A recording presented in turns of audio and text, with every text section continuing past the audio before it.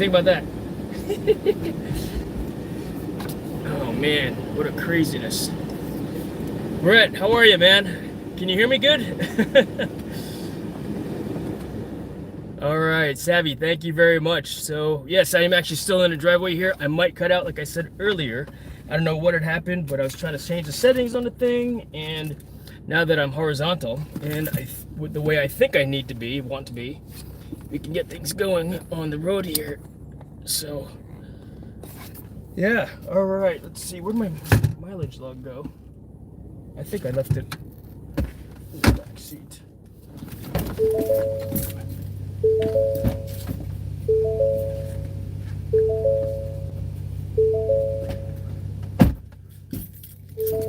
Okay. So I track all of my mileage, all the miles in my vehicle, and let's see here. I've got my map set up there. What are the three dots here? Save, highlight, share, mute microphone. Just getting used to these controls here since things are new, different, exciting, right? Let's see, what does this button here do? So I've got a chat, live chat, all messages are visible. Yeah, why not? And then what is this button here? I don't know what those pictures are. I guess it's a filter. Maybe that's to change the camera. Oh, okay. But where is the camera? Oh, it's down there though, that's why. It looks a little funny. Let's do this too. If I wanted to show you the front of what's going on. What if I change the orientation like this?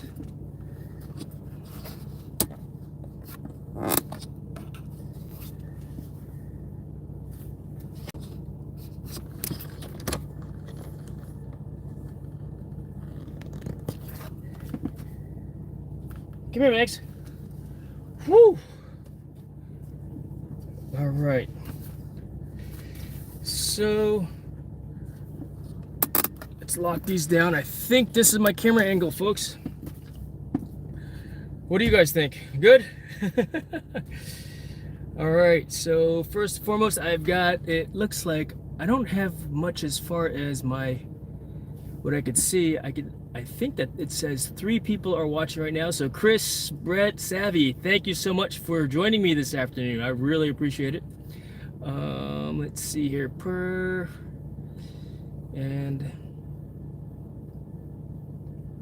all right, so we are good. Today is the 29th of September. I'm writing down my mileage because I always track my miles wherever I go. It's just an old habit from way back when. Let's see, Hampden-Sydney College Rugby is where I'm headed to. So yeah, I track all the miles in my mileage log. Old school, right? I know there's apps out there that can do that for you, but pen and paper kind of guy still. So let's see here, still at work host, but having my break. Excellent. Well, thank you very much. Yes, this vehicle gets, let's see, what does it say?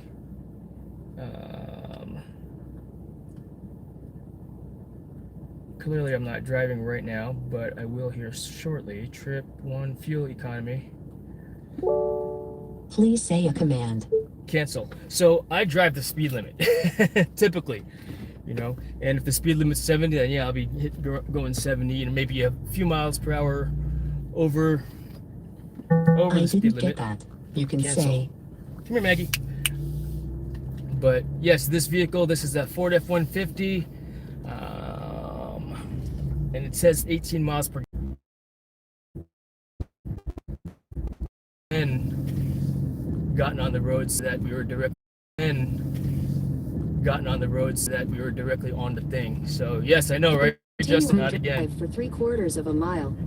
Can you guys hear my navigation? Because I believe that it is, you guys are hearing or listening to me through the phone's microphone. But oh wow, someone's got a bouncy house set up in their yard there. But odd.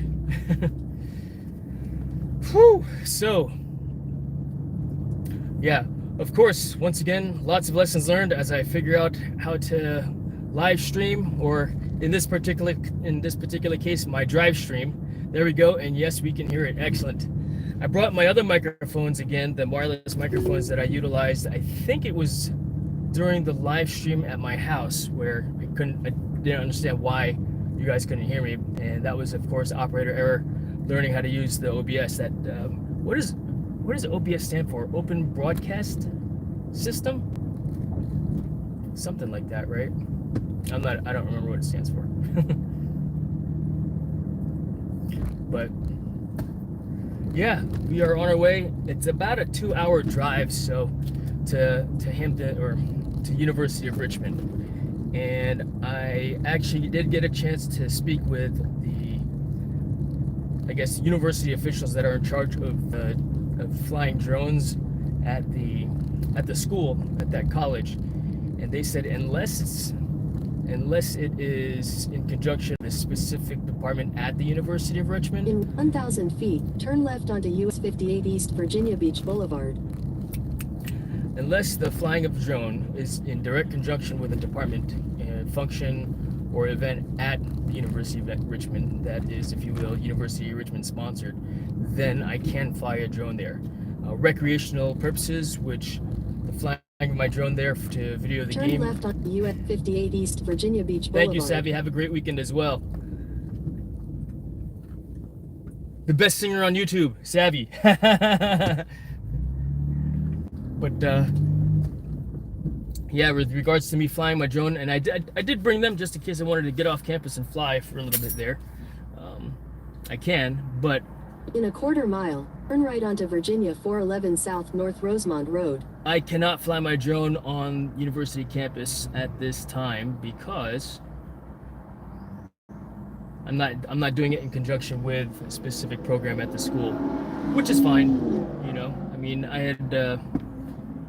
had assumed that was going to be the case, that I would not be able to fly the drone for this game there. Now, maybe what I should have done, retrospect, of course, right? Man, there's all kinds of cars lined up now.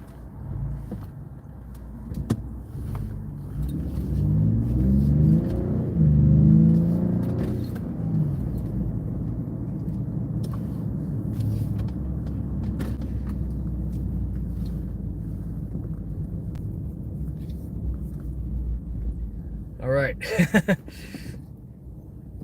So if I were to do this again for the University of Richmond, I would actually speak to the coach on the Hampden-Sydney team, so he could reach out to the coach on the other team and have them coordinate, and the other coach would, if you will, put the request in, the UAS flight request for drone flight, in which case I would share the video footage with both teams.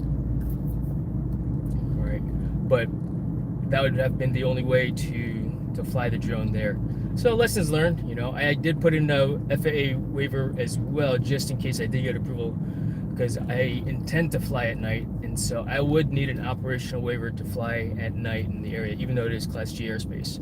Turn right onto Virginia 411 South North Rosemont Road, then use the right 2 lanes to turn right onto the I-264 West ramp. Now that I'm at a light here, delivery call, safe journey. Yes, of course. Brett, thanks for hanging out for a little bit. I appreciate it, man. But yeah, so it's always interesting to figure out where one can fly, how one can fly, you know, and we go from there. We learn as we go. I know that, let's see, I think that the team is playing next weekend. They are battling with, I forgot who Hampden-Sydney's playing next weekend, but it happens to be Parents Weekend, so Victoria and I and Maggie will be driving up to Hampden-Sydney College for Parents Weekend to see Severin. It'll be the first time for Victoria to see Severin since he left for college. Use the right 2 lanes to turn right onto the I-264 West ramp, then merge onto I-264 West. And then I know they're playing, it's not Washington and Lee that weekend. Let's see, listening host, I asked you before, host, what breed of dog you got in the back. Oh, this is Maggie. She is a Belgian Malinois. She is 10 years old, and she's actually my service dog. So she effectively comes with me mostly wherever I go. Since COVID and since my wife started to telework from home, Maggie's stayed at home and has effectively transitioned from being just my service dog to being the guard dog of the house. I mean, she's always been the guard dog and the protector of the house also. But yeah, this is my only dog. This is the only dog that we have. We got her, she joined the family in 2015. And so, yeah, the reason why I got her as when I was still active duty with the Navy, I was prescribed a service dog, and I didn't want to wait for one of those programs. But a great friend of mine, Ben Brockway, who I happened to send to dog handler school when we were both at the same command, I sent him to dog handler school in 2009 or 10, I think it was. As a result of him learning that skill set, he wanted to open up his own shop, and so he formed his own company. He is out in Columbus, Ohio, or at least in that area. And Ben, if you're watching, on I-264 west for 4 miles. And Ben, if you happen to be watching, thank you very much for sending Maggie home with me, or bringing her to us from Ohio. She's been a great addition to our family, and a protector nonetheless. Right, Maggie? She's sitting in the back seat right now, relaxing. But yeah, Belgian Malinois, 10 years old. And what's neat about her is that, I mean, she was not the first pick to come home with me. Ben has a kennel, and he trains dogs for the police, bomb disposal units, military, and other individuals who require the services of a service dog. And so the first dog was named Comet, and he was just not transitioning well from one handler to another. And so as a result of that, he tried another dog.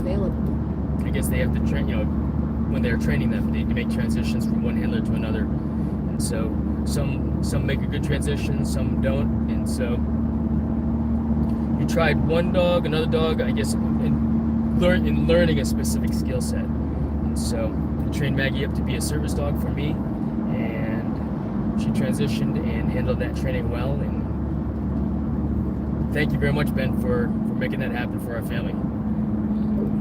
Andrew, thank you for saying so. I appreciate that. What you got her or his? I am sure she is having a wonderful. Yes, Maggie is having a great life. I mean, she actually eats really well.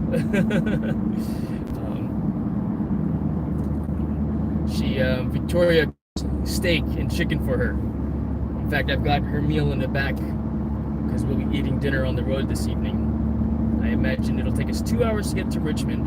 We'll watch the game, or 2 games, because A team is playing as well as B team. And then after that, probably around 9:30, we'll be back on the road back home. So it'll be late. I will not be live streaming at that time. Justin, if you're on, I'll get on your live stream, because it'll be too dark for me to do anything, obviously, of course, and whatnot. But yes, I'll be driving in 2 miles. Take exit home around that time, and it'll be good to I-64 west toward Richmond. It'll be good to have something to listen to other than just the radio. I don't actually like listening to the radio, but it's still pretty slowness. I hate when people used to bring in fake service dogs into places. You can tell the clear difference between a real service dog and a fake, for sure. And you know what? That happens. And you know what?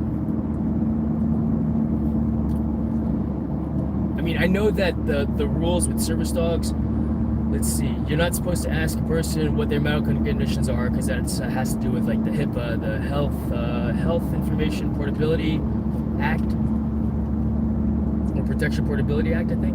Double P, double A, something like that. HIPAA, right? You're not supposed to ask them that, but I think you can ask them what the dog is trained. And I guess it's also up to the dog handler, the owner, to share that information. Because let's get She's my service dog. That's all I need to provide to you, and be a jerk about it. But I don't mind talking about what I got going on. I'll give the abbreviated version, of course, as well, because people don't really care. A lot of it is just so that they can. It's not like they're gonna say you can't bring your service dog in here, because you take it at face value, right? Is a Chihuahua a service dog? In that moment, take in that instance, 13, 14, perhaps. 15 for I-64 west toward Richmond. Perhaps, and so, you know what? I got mine, so I don't care what other people think. 14 to 15, then keep left. Right, Maggie? Yeah. People bring service dogs into, I fly at work all the time also, and I'm not gonna deny them their dog. If they say their dog's a service dog, I'll believe them, and just depending on the honesty of people, because sometimes that's just the right thing to do also. Better to be kind and nice about some things. Keep left. Instead of being, well, show me the papers. I've got documentation that says that she's a service dog also. And yes, I've got traffic already. Continue 3/4 of a mile.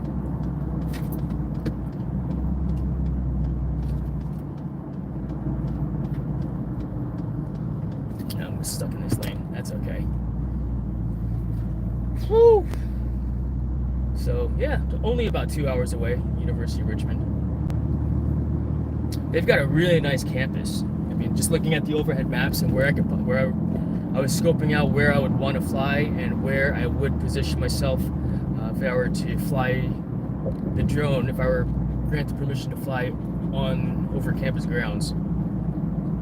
And so it would have been over what's called Little Westham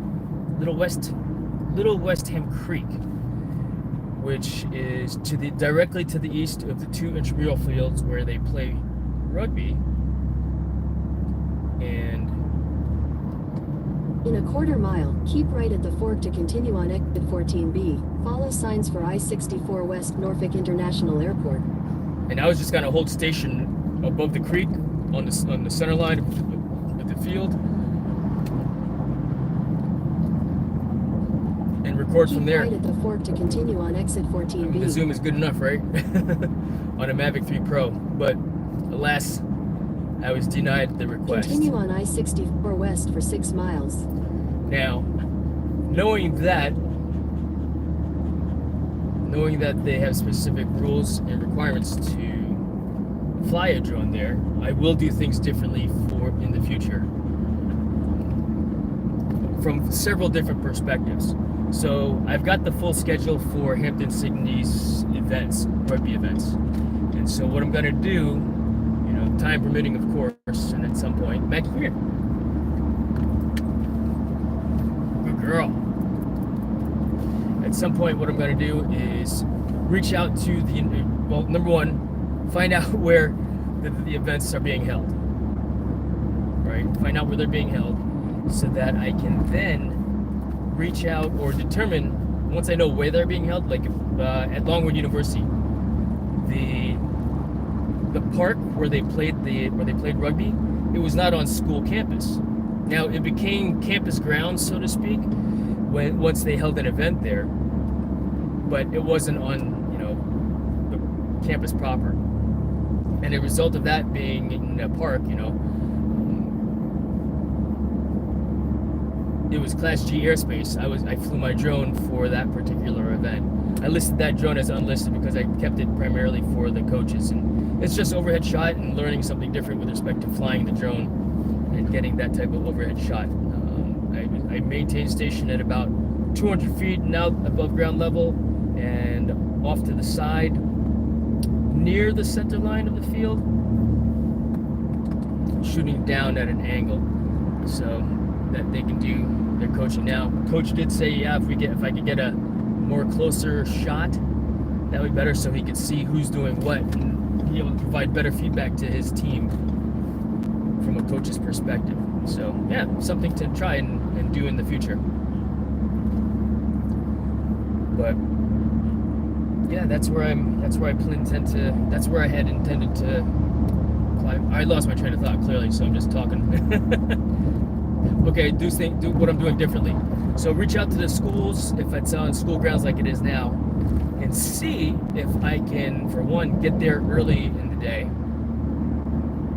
to take some video and make it a paid event. Even do some actual work for the school. Hey, would you like me to shoot some current drone footage for you guys? You know, and of course, I'm sure the school's communications department or PR department or drone club department has their own facility or has their own assets to do stuff like that with, which is what I was told by the risk manager at University of Richmond. She said, yeah, our communications department, we have our own drones and they get footage of the campus all the time. Really? All the time? You only need a couple of shots with a drone for your B-roll for advertising, you know, because it's all, you know, just those establishing shots that's wowing, you know, student candidates.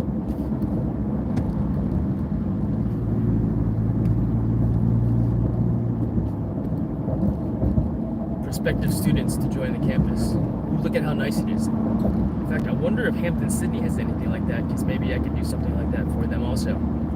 But yeah, so I'll be doing that for. I think they've got there's two home games. One next weekend and one the following weekend, which is against George Mason University, and then the following weekend is someplace else, and I don't remember where it was, but it's on the university's website. And then I'll, figure out where we go from there. And then they go on fall break, and then Thanksgiving, and then finals, and then Severn will be home for I think they get off for school for a month or so for college. Because he's home from December 9th or something like that until January 15th. Take exit 277B for Virginia 168 North Tidewater Drive. So,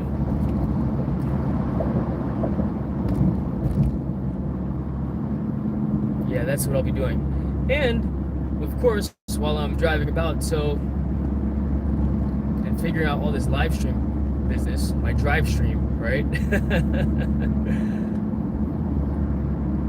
I had it all set up prior to, had everything ready to go, and then, of course, just like all things, Murphy reared his ugly head, and said, all right, we're gonna mess around with you a little bit here. In fact, I got 3 dots here. What does that mean? Oh, it's not really a menu. It's just mute microphone, share, and share a highlight, save highlight. So, don't really know what that means. And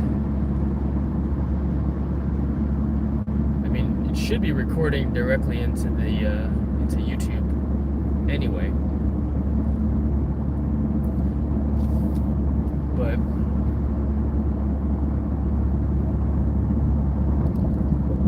yeah, just getting used to this interface. I mean, what I like about this is, even though I'm not actually talking to anybody, I know I'm talking to you guys, you know, and sharing with you what I've got going on in my brain, because, you know, the ideas and such are constantly spinning, constantly going, and I like it. In half a mile, take exit 277B for Virginia 168 North Tidewater Drive. But,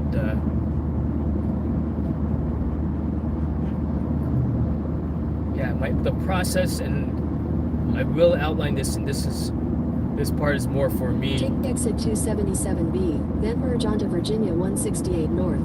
Vlogging my process of getting a live stream set up in the truck. So I like the camera angle that I'm at right now, but prior to, so you guys saw the title, you saw the neat little thumbnail that I made for this live stream as well, and the description. And I did all that prior to, because, you know, it's a pain in the butt for me to type on a phone like this, because I got even though I got small hands, I got, you know, fat thumbs, right? For that tiny keyboard.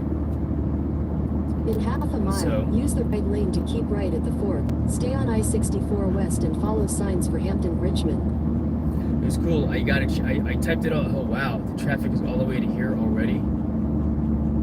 Wonderful. That's the tunnel for you, right?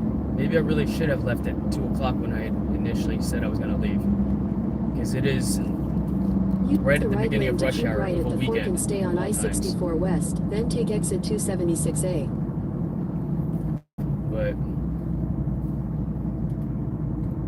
I guess there's a silver lining to everything, they say, right? There's another saying that's along those lines: silver lining, blessing in disguise. What else? What other? When you take when you can find the good out of the bad. It's like the boy who they gave the kid a bunch of gifts, and then another kid, they gave him like a bunch of coal. And when the kid finally got something nice, he was very grateful. And then when they gave the kid the other kid that had all the gifts, they gave him a piece of coal, he was very, rude. What the fuck are you doing? Pardon my French.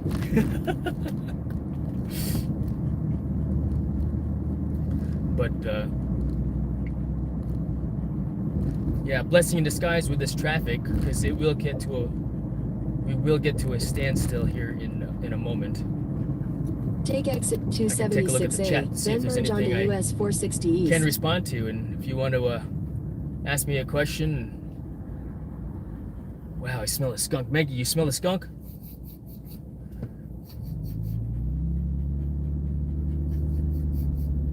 You smell something. It smells bad. It's not that bad. It smells like a skunk.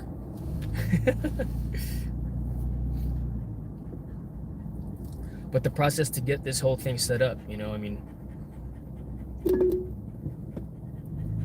for one, have it set up, ready to go. Continue on I-64 West for 86 miles. And maybe I should backwards timeline it, so to speak, because clearly I lost signal and had to regain the signal when I left the You are in driveway. a 26-minute slowdown. You are still on the fastest route. 26-minute slowdown. What do you think about that, Maggie? No? No response.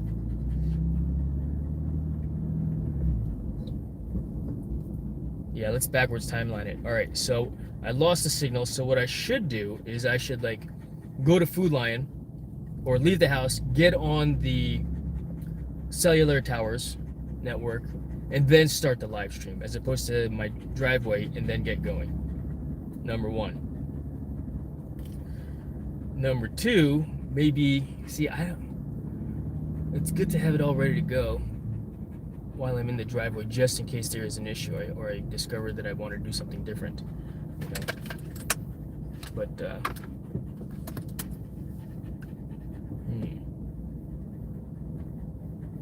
oh wow, I'm at 75% battery already.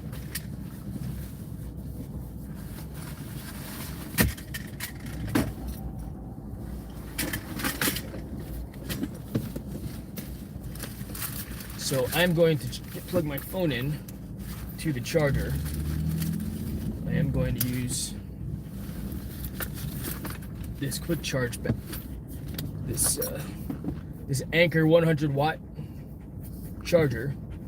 I don't know what model number it is. If you really want to know, I use this for my drones also, because it does output 100 watts. In the USB-C.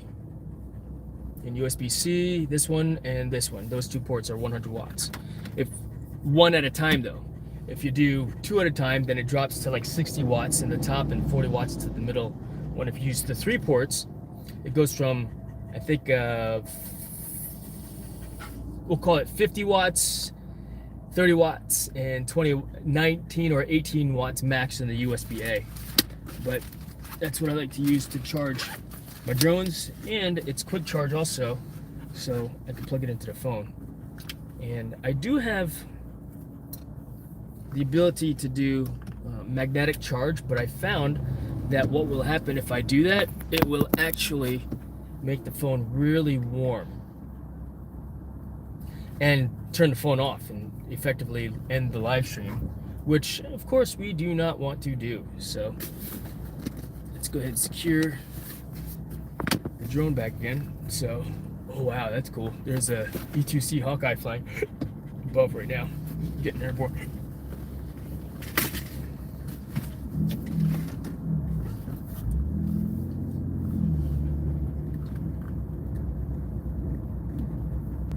So when you're driving down the freeway and you see a trucker get in the lane, or even another car that wants to get in front of you, do you guys flash them through? You know, you click your flashers to let them know that you're letting them in front of you.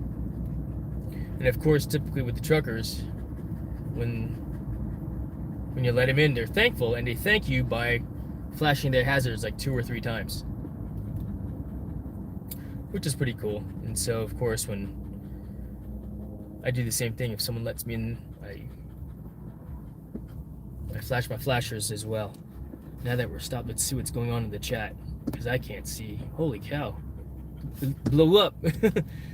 Oliva, thank you for joining me. I know you already said it, but what's the dog's name? Oh, that's Maggie. Thanks, Warren. Thanks, Andrew. To Warren. Let's see, my kids know Mabaho Otot. Of course they do. Baho Otot. That's cool. There goes another E2C Hawkeye. It might be an E2D. I know it's an E2 Hawkeye. So Norfolk Naval Air Station is to my left, and they launch out of there all the time. That's kind of cool.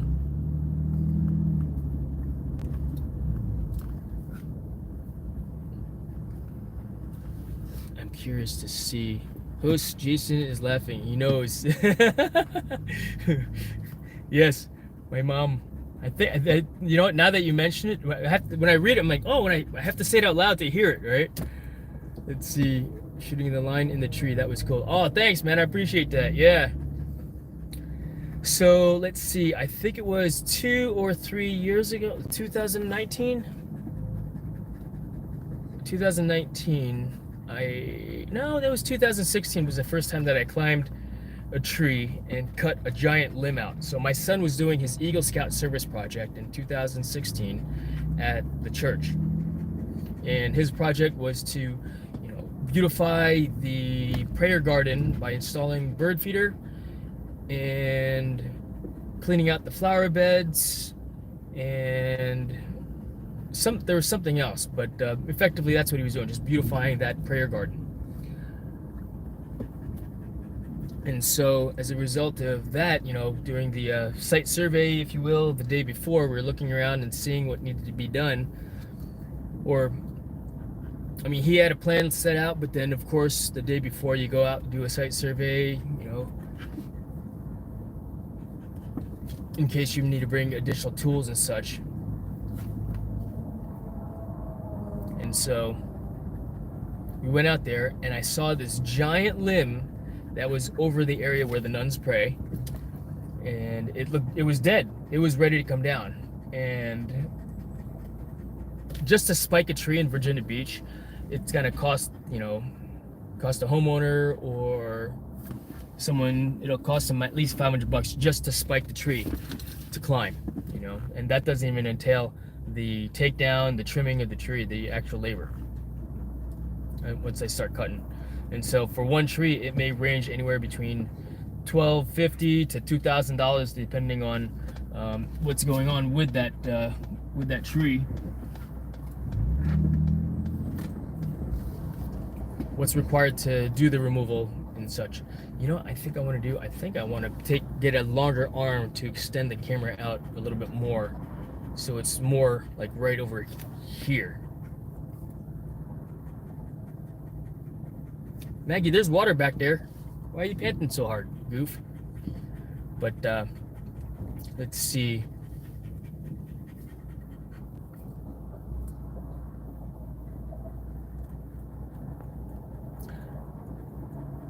Yeah, well, as a result of that Eagle Scout service project, I thought we need to cut that thing out.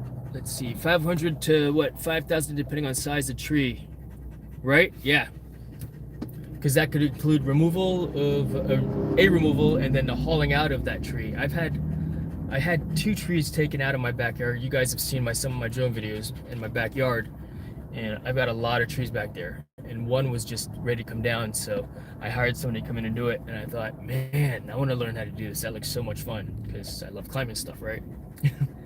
And so, and that was after that Eagle Scout service project. But I climbed up that tree, you know, with a ladder, you know, had my assault harness with me and a rappel line, and I cut that giant limb out. I used a handsaw, so it took a while. Just this limb was maybe 1.5 feet in diameter, and it was dead. It was just a big limb that was low enough, and it was dead, and you could see it dying. And so I went up there and cut it at the base of that branch, and I think I was, you know, sawing back and forth with the handsaw a good maybe 30 minutes. Changing hands, of course, because I got tired. So cut it out with, you know, using, you know, being safe, of course, because, well, safety is important. Had 2 lines for double safety. Climbed up with a ladder. Lines were there, so in case I fell out of the tree, I would be suspended and not smack the ground. And we actually had to do a little bit of rigging so that once I cut it out, it would be, the limb wouldn't just boom, you know, and cut it here, it would just fall down. We rigged it so that this was still tethered to another tree up higher, and this was then tethered as well. So then basically cut it, removed it from the tree, and then lowered it. So that was pretty cool and made it happen that way. I wonder why the chat keeps disappearing on me. I kind of like seeing it.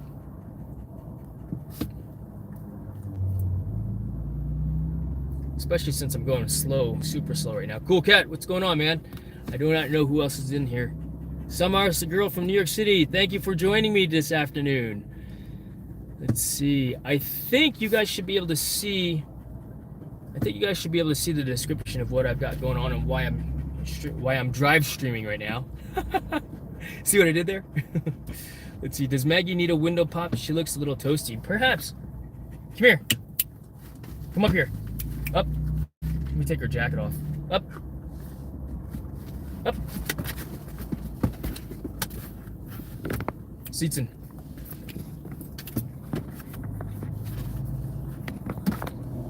Thank you, Cool Cat. Appreciate that. Take off your gear. We're going to be in the vehicle for a little while. Good girl. No, she's not even warm. I mean, the air conditioning's on as well, but some cats, some are connected to you. Oh, she's beautiful. Thank you. Yeah. She's a Belgian Malinois. She's 10 years old, right? Victoria feeds her very well. Steak, chicken, turkey, and vegetables, right? Good girl. Yeah, bruv. Here, we'll open a window. We breathe in all that carbon monoxide since we're in traffic right now. Perhaps indeed. Your co-host now. Yes, she is my co-host. She's enjoying sticking her head outside a window just like all dogs. Multi-window close. Your phone is too hot. Let it cool down before using multi-window again. Okay.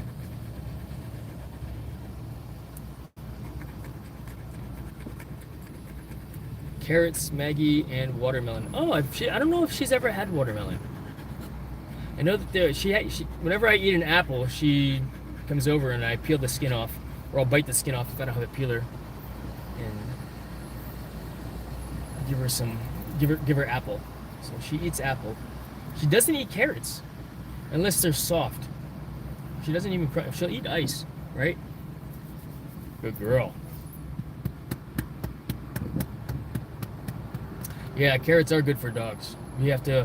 Victoria gets like this carrot ground mix, and so in order to make sure that she gets all the vitamins, because even we don't feed her the normal kibble dog food. We give her Victoria just makes her own food. She buys this powder mix that I guess is an all natural powder mix or something like that. She gets her a powder mix with all the vitamins and stuff like that, and then she mixes that in with water, rice, and whatever meat she cooks for her. So it's pretty good. It's pretty cool. And we're stopped.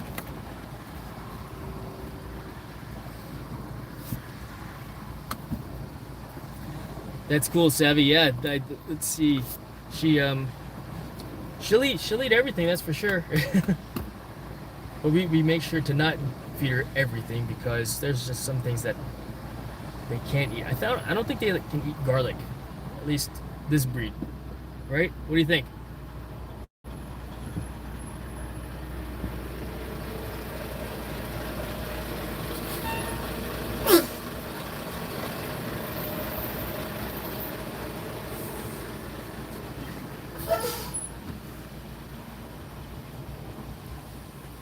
Want water?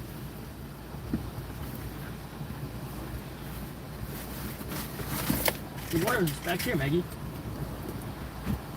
Here. Okay. She doesn't want water. So check out my traffic. No onion rings for Maggie. Agree. Tyson is a 2-pound terror of a Chiweenie. Hey David, how are you? Great timing for me to say hello to you, since I'm stuck in traffic right now. Let's see, no garlic. Yes, no garlic. My puppy loves carrots, celery, apples, watermelon. Yes, indeed. My dog's name is KJ. I might post a video about her. She'll be 10 in about 2 weeks. Oh, that's awesome. Maggie will be 10 in about 2 weeks also. Dog's name is Cage. What kind of dog do you have, Warren? Let's see. She's gorgeous. Thank you. Cool cat. You're a top banana, Jason. Maybe she's a little motion sick. Perhaps. Are you sick? Sometimes she pukes in the car. But I've got those plastic mats that cover the entire back, so that's okay. Holy cow. Look at this traffic. Here, I'll show you my traffic. Let's change the camera angle here. Yep, that's what I'm dealing with right now. Little bit of traffic, but that's okay. These things happen. If I had left at 2, which is when I had planned to leave initially, I don't think I'd be in this kind of traffic. And why did I wait so long? I forgot why I waited so long, but I did, and it's hurting me now.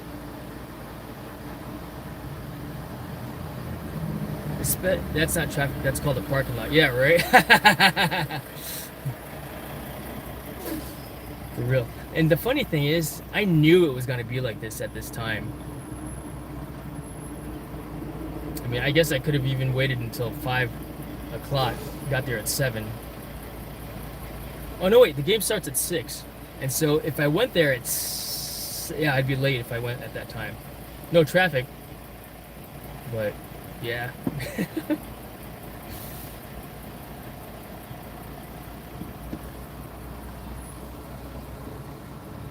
You feel better? Good girl. Ja, brav. Aufliegen. Ja, brav. Blijf. So, let's see. Rachel Kitchen, thank you for joining me this afternoon. You know what I meant to do, and I only got through a part of the videos earlier, or the video from yesterday earlier. And part of that is for me getting educated and learning how to use the system and figuring out what I would do different and better for the next time I do a live stream, for example. So if you didn't see it, it's actually online on the YouTube in my lives, the live playlist, the live stream from yesterday. I got a chance to pick up some drones from a friend who was getting out of the hobby. You said nothing, but you speaking German. Yes, sprechen Sie Deutsch?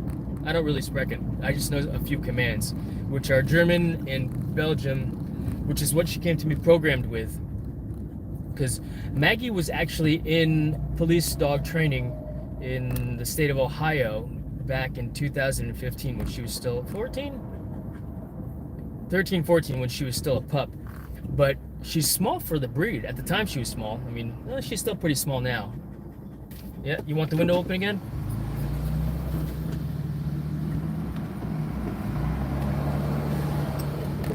And so she was in training, but I think she failed out of training because she was just too small for the breed. I mean, they like their Belgian Malinois to be upwards of 60 pounds. And when I got her, she was only 50 pounds. I mean, she was mean. She was small. And she hasn't really grown. She's put on a little bit of weight because that's what dogs do, right? But, yeah, she failed at a police dog training, and she came home to us a few months later. But as a result of that police dog training, she already had, had Dutch or German program. And what's funny is that at work and at home, of course, everybody's taught her how to speak in English as well, or receive commands in English. And I've kept up with her training here and there. At the same time, also keeping, teaching her some new stuff and whatnot. But I mean, she doesn't know how to shake hands, or when you give me your paw. She doesn't do that because I just haven't taught her that.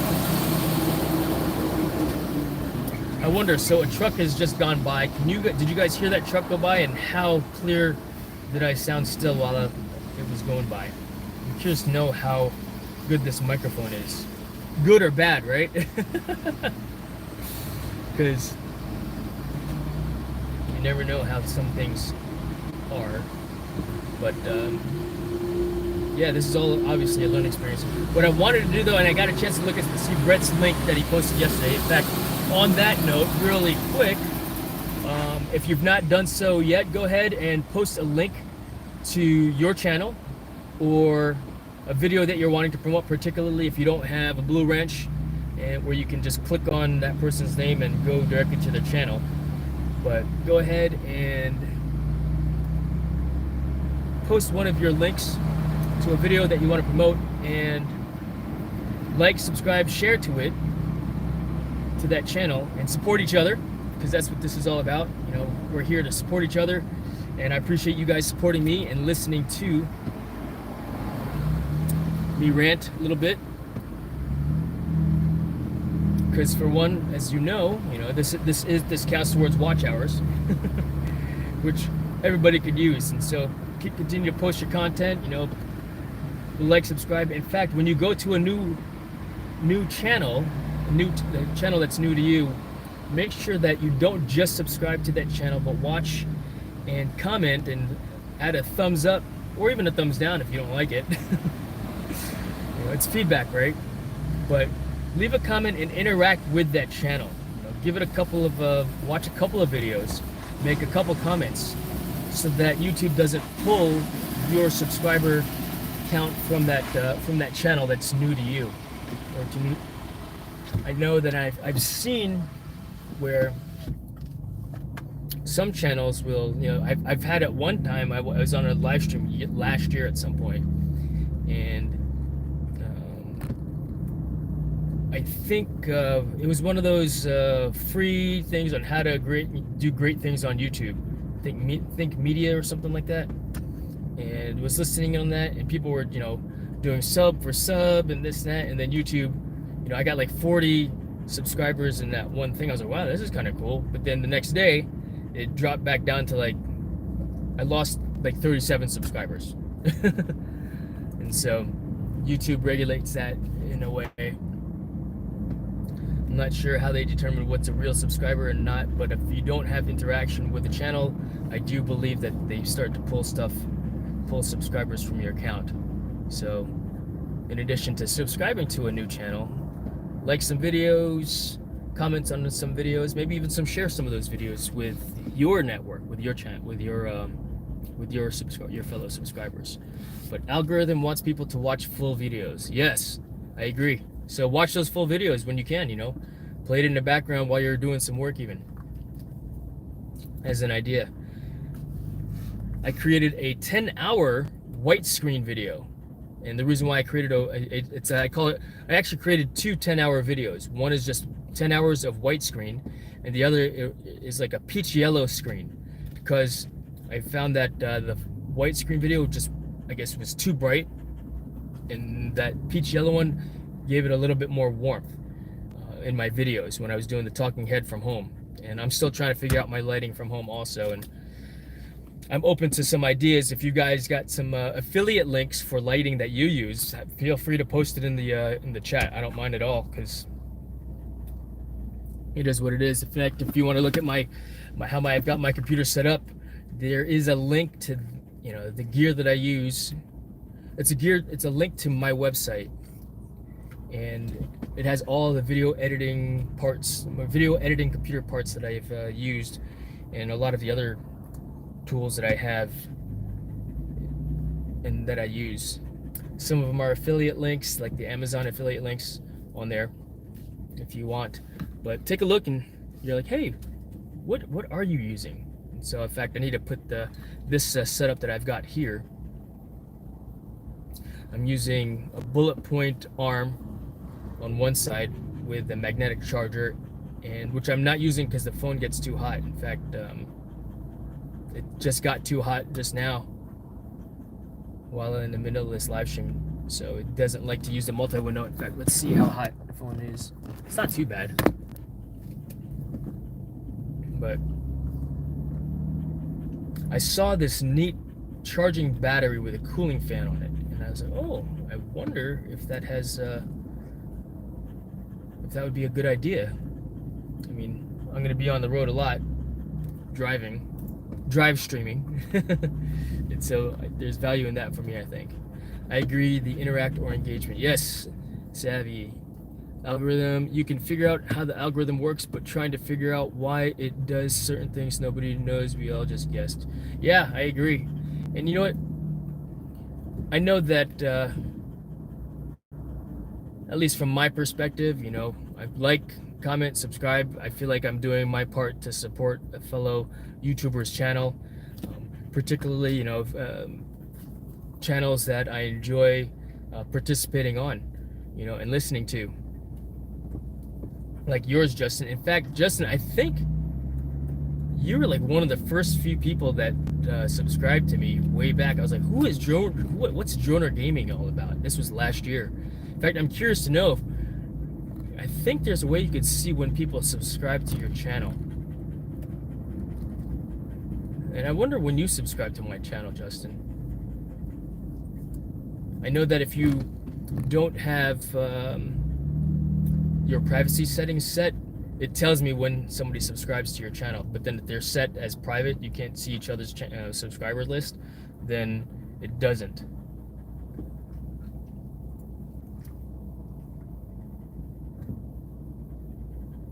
So right now I'm actually looking at Naval Air Station Norfolk. You guys want to see? Let's see. You could do a few videos on Maggie playing. Yes, I could certainly do that, Andrew. In fact, she plays with the drones all the time, so to speak. So, all right, you see the traffic. I'm trying not to touch the rest of the screen. Moving it over here. And there is Naval Air Station Norfolk. It's hard to see anything, and I don't want to touch the screen. And next thing you know, it's I shut the live stream off. But that's the base over there. It extends out all the way over there. You can see the aircraft carriers out in the distance.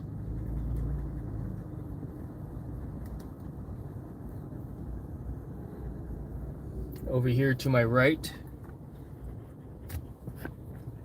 as we get past this truck, that body of water that's to my right that you're looking at right now, that I'm pointing y'all to, is the Chesapeake Bay. And in fact, if you were to go into like Google Maps, you can see. Let's see, let's see, I hear they are F-16 testing in the Navy. Justin's stream has huge potential. I'm not sure about F-16s around here, unless we bought some, Navy-wise, but I'm not aware of it. And they would actually, those jets would probably be at Naval Air Station Oceana, which is more towards the center of Virginia Beach. That's the Class D airspace that I fly in all the time. And so it's cool because I have to, whenever I get airborne with my drones, before I get airborne with the drones, and before I call air traffic control to let them know that I'm flying, I will coordinate with the UAS coordinator, let them know, hey, I'm planning to get airborne with my drones on this day and time. Oh man, I was supposed to call them. Today's Friday, 4 o'clock. I don't know if I can make a call at the same time while I'm live streaming. I'll just do it Monday. It's not like I'm gonna fly my drones and like I need a flight on Monday, but I typically have will try to get it for a week or two at a time, a few days at a time, so that all I've got to do is call up air traffic control. So what I do is I call Air UAS, the drone coordinator, let them know, hey, I'd like to fly possibly on these dates. They say Roger, they put me on the board, and then I just gotta call air traffic control, and they say, all right, cool, you can fly. Unless, of course, that the Blue Angels are in town, and then I'm not allowed to fly. They put a TFR in place, and they're really strict about that. They're like, yep, we're not letting that happen. Even, yeah, so they don't do that at all. Man, I wish the zoom was better. It was pretty cool. You could see the CH-50. I could see the CH-53s from here. I think I've actually only jumped out of one CH-53 when I was in Romania.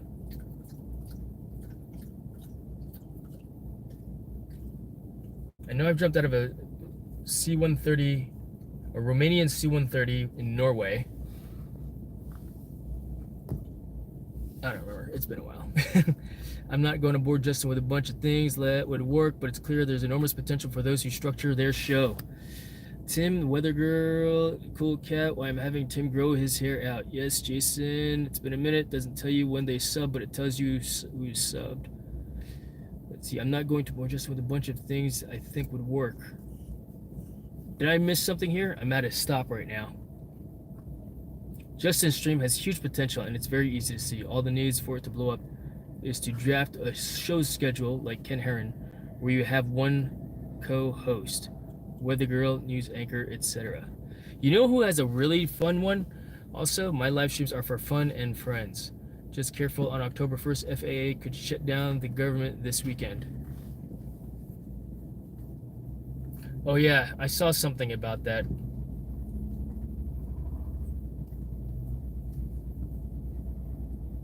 I don't remember what it was, about the FAA. Something or other. But, yeah. Yeah, structuring a show, that's a great idea, you know, if someone wants to structure their show in a manner like that. And I mean, I thought about that. I had some points that I wanted to talk about during this live stream as well. But I'm just driving right now, or I'm just parked right now. You know, waiting for this traffic to get going again. I have my clipboard here, so if I have an idea and want to write something down, I can do that, because it's easier for me to do that and write something large, right, on my clipboard that's large enough so I don't have to look at it and print so small. I could just, you know, write it out really big. I've got a general rule when it comes to throwing myself from perfectly serviceable aircraft, and that is don't. But if it's on fire for about to crash, maybe. Yeah, right. That's funny you say that, Cool Cat, because I remember, so this one time at band camp, we were going up in the bird. You know, we were getting out to altitude for a skydive, and all these warning lights came on all of a sudden. We had just taken off. Like, it was, the bird was en route to getting to, was just off the ground. You don't necessarily have to follow the schedule, but it gives you some direction during a show. FPV-based quizzes are a good idea. Yeah, no, for sure. I'd like to chat about that as well, but I'll finish this story real quick. Yeah, a bunch of lights came on, and the pilot, we were like, what is going on? And the pilot's like, I've got a bunch of red lights. I've got to turn around right now and land. And we were like, can we jump? I mean, we've never landed. I have never landed on the ground in a malfunctioning aircraft. I would rather jump also, like you said. But all the jumpers were like, can you let us out? Like, can we get out right now? And if you were to jump out where we were right then and there, I mean, we were just at 1,000 feet. It would have been a hop and pop. It would have been dangerous to do, you know. But so we did not get out. We landed with the airplane like, all right. And so the pilot did a great job. He landed his bird in great order, and we got out and finished skydiving for the day. No more jumping for that afternoon because it was just, I guess the plane had broke while we were in it. And we were like, can we get out? That's pretty funny. Oh, that's pretty cool. It looks like a helicopter is doing some slow, you can't see it. It like went behind some cranes right now. Otherwise I'd flip the camera around. Holy cow, we are stuck. What do you think about that, Megs? I don't think anything about that, Dad. Come here. Good girl.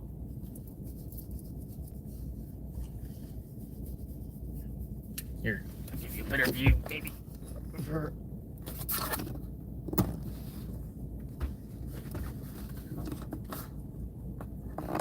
Yeah, engine failure, red lights, you know, it's just one of those things where we didn't really want to participate in the landing of broken aircraft, right? So, but we did. We landed in it. But yeah, I would like to do, you know, I think that I would like to structure a show, particularly since I'm here by myself also. Much safer to land out or return to airfield. It's very possible. I'm a pilot myself and landed a few times with no engine. Nobody mentioned I'm a glider pilot. That's awesome, cool cat. Much safer to land out or return to airfield. Yeah, and that's exactly what the pilot did. We returned to the airfield, and I think he was a Navy pilot, retired Navy pilot, and was just doing, you know, jumps for fun jumps for us that weekend. I mean, he's a contracted pilot for that drop zone, but I mean, I've had a few hard landings in a helicopter in country, but we won't talk about that. What do they say in the Warren, thank you very much for hanging out with us this afternoon. I really appreciate your support, and hope you enjoyed listening in for a little bit. I think it's the floor of the Ospreys, the V-22s, the Ospreys. It's so oily. They joke that if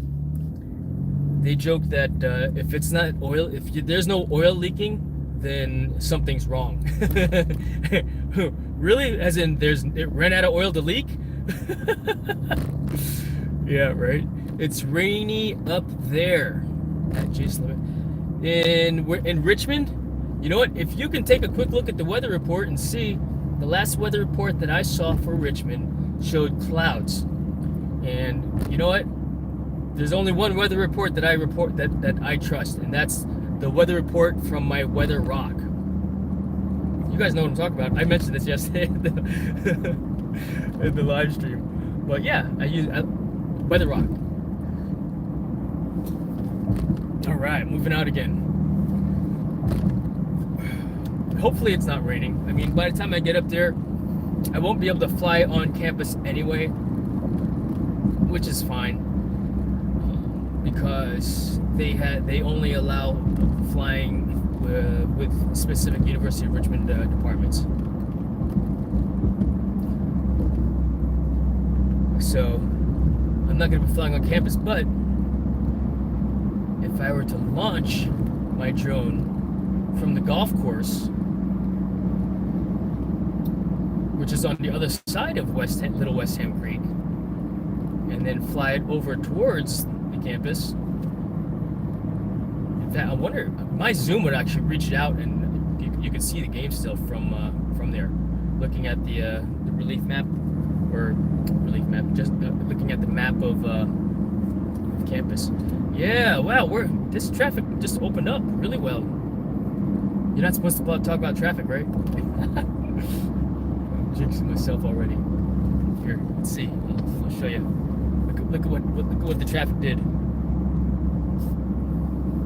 So, yep, it opened up a little bit. Oh, cool! There's a tanker coming through. Check it out. Oh, damn truck is in the way. Maybe I'll get over so that you guys can see it better. But there is a tanker on the horizon, which, based on my constant bearing closing distance with a CBDR, constant bearing range decreasing range, constant bearing decreasing range, CBDR. See? That's my naval officerness coming out. Let's get past this truck. All right, how many DJI drones do you think are on that tanker?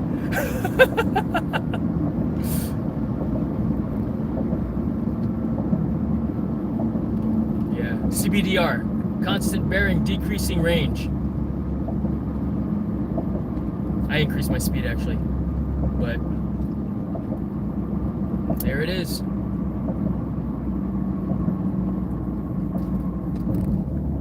And we are going to the tunnel,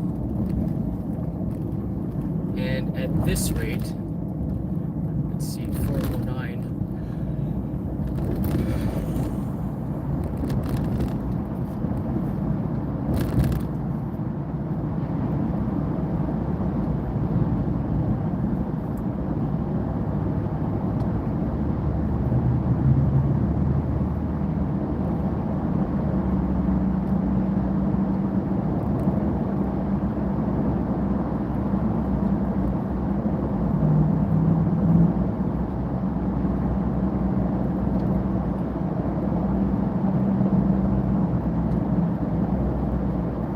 So I am in the Hampton Roads Bridge Tunnel right now.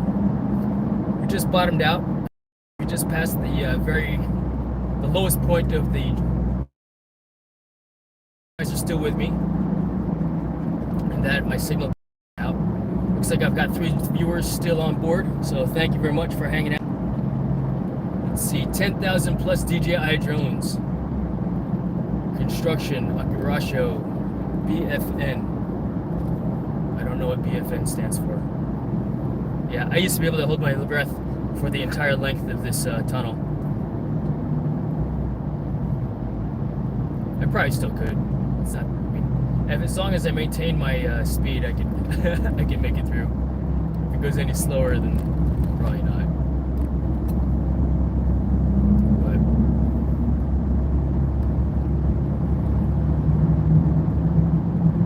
That's kind of a neat perspective, huh?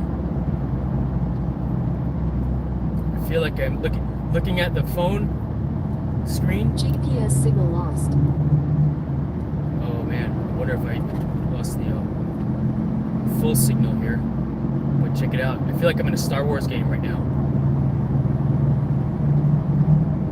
Maybe what I'll do is I'll cut this clip out. Cut that clip out and throw some AI on it. See what AI does to it.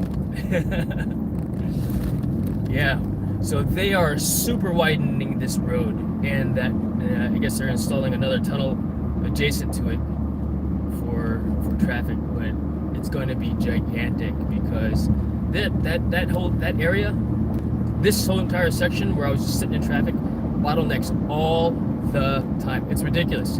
It's absolutely dumb how much traffic it causes. And then, as you can see now, I'm moving out. So maybe there was an accident and they just got done clearing it out, because that happens a lot as well.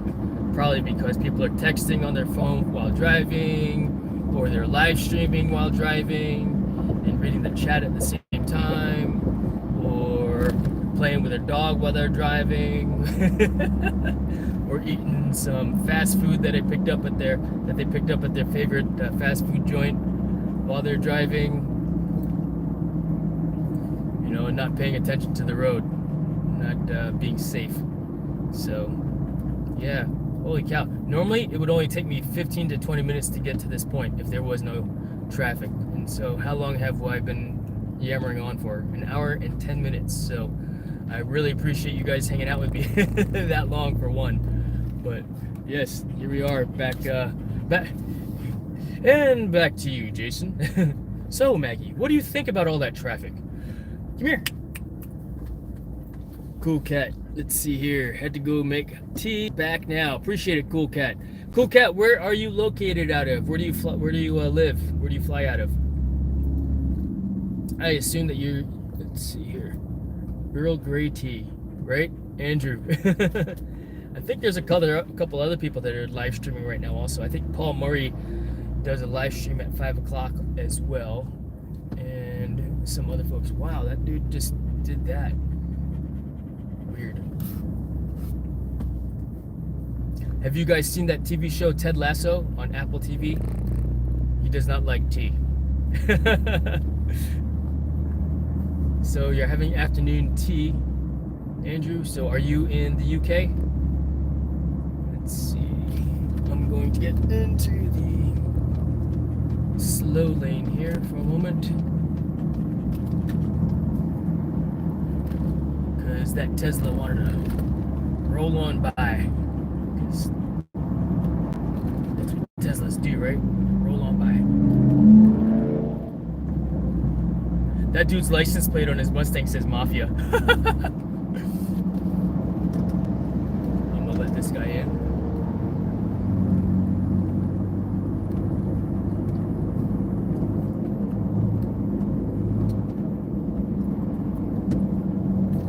It's kind of crazy to see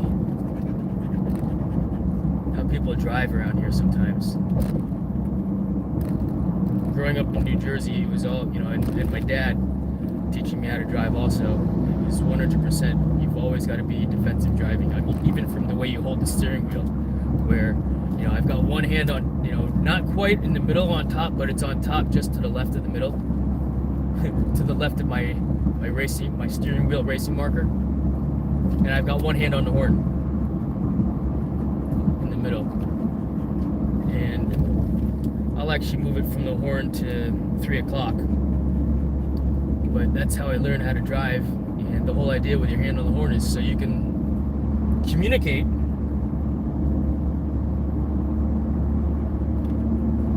So you can communicate effectively with your fellow drivers that are on the road.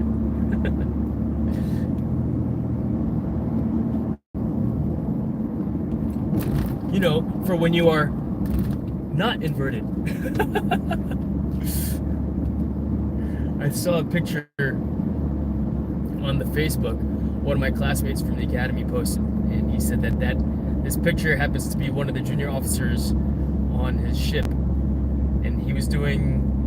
It was actually a really cool photo because you got the Blue Angels going by in the background, and this junior officer is like the center of attention, but it's just him and this woman who did not look impressed at all. She's listening to him talk, and he has his hands like this as the Blue Angels are flying by. You know, so clearly, you know, I mean, it's a scene. It looked like a scene from Top Gun when Maverick was doing the thing, you know, because we were inverted, right? And so as the Blue Angels were flying by in formation, five abreast, I think they were going like this and doing their move with the smoke trails.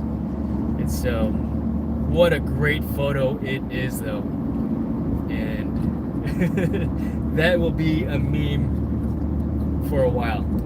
Or, excuse me, a meme. Because that's what a meme is, right? A meme. Excuse me. The memes. M-E-M-E. Meme. Let's see. Andrew, I have a flask of Earl Grey tea right now. I swear to Almighty Thor, I just made it. I love Earl Grey, and I've just used the last of my stash of EG tea bags. So, and Cool Cat, how large is the flask? I'm in England, Salisbury, Wiltshire. Nice, right on. Thank you for sharing. Yes, I am in Virginia Beach, Virginia, just passing the Hampton Roads Coliseum on my right. Bass Pro Shops will be on my left up ahead. It'll be too hard to see, really. You know, otherwise I'd flip the camera around so you don't have to look at my goofy face right now. That'd be cool if I could record both at the same time, where I had both cameras going. Probably make the phone really hot, but you could see my view, or at least the back view of the camera, and that would be a thing though, huh? So effectively, YouTube, maybe this is something that you guys need to figure out, how to use two cameras on the phone, where effectively I'm driving this way, and then the front front camera is my talking head, and you can see where I'm going. So I can do a better drive stream, because when one camera's on, the other one is off. That would be neat to be able to, you know, drive stream in that manner. Using OBS, I'm sure I can do that. I'll set up my computer here on my right. Breaking news: suspect indicted in the two-pack killing in 1996. Well, how about that? When I took photos of my 35mm Olympus splatter, I would fly with my knees and take photographs. Oh, that's cool. Right on. Wiltshire. I believe that, let's see here. How far away are you from Milton Keynes? I think that's how you say it, right? Milton Keynes, not Keynes. Milton Keynes. I asked because there is an indoor skydiving center. I think it's called Air Kicks Milton Keynes, and there's a couple other Air Kicks indoor skydiving centers. Flask of stainless steel, 2-liter thermos, nice. Use some time at home. It's a great flask, keeps things hot for 24. Yeah, and y'all English folk love your tea hot, don't you? Like burning hot.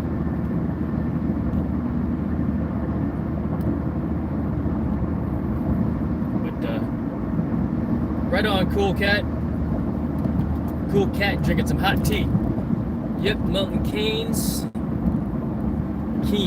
Okay. It's about 70 minutes north of me. Well, if you're ever interested in experiencing indoor skydiving, if you have not done so yet, then that would be a good place to do it.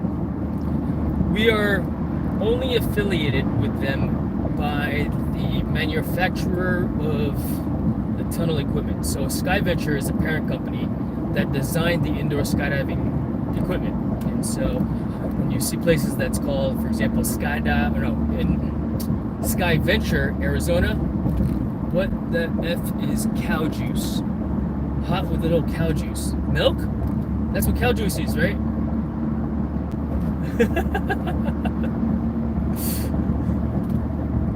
Cow juice. That's funny you say that, because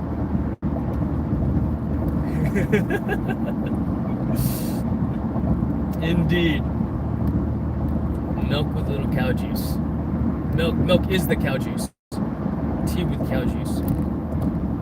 Had me thinking there for a moment as well. But yeah, my wife would cook the chicken sometimes, right? And then there'd be all the I guess water and chicken fat in there, and I was like, oh look, chicken juice, and she's like, chicken juice. Let's see, freshly squeezed, no bits. Wait, there's bits in cow milk? Like dirt? Because it's not filtered? Because it doesn't come out curdled, does it? I prefer it straight from the teat, but you get what you can. I'll bet you do. Heck yeah. Alright. Let's see what Nav says my speed limit is, because I don't want to be driving at 55 when it's 70. Hey man, silly is a good thing, right? Oh, that bird's carrying a snake. That was kind of cool. Oh, that was a hawk. That was awesome. Caught himself a snake for dinner.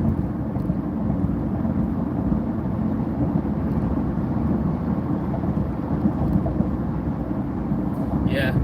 Let's see. So nav says 60 miles per hour. I'm probably only an hour and a half away from the school, which will put me there right at 6. Because I'll build in maybe about... Where, Maggie? 10 minutes for a quick walk for Maggie, right in the middle of our travels. Because I know I'll probably have to go in a little bit too. Because I got a kid-sized bladder. It's funny because I wanted to see if I could. I've made the trip. I've done a 3-4 hour drive before without having to go to the bathroom. But not this time. I have to like dehydrate myself and not drink anything prior to a trip to do that. But because I usually, what's the seal broken, right? Go ahead, fellas, get in my lane. Flash them in. So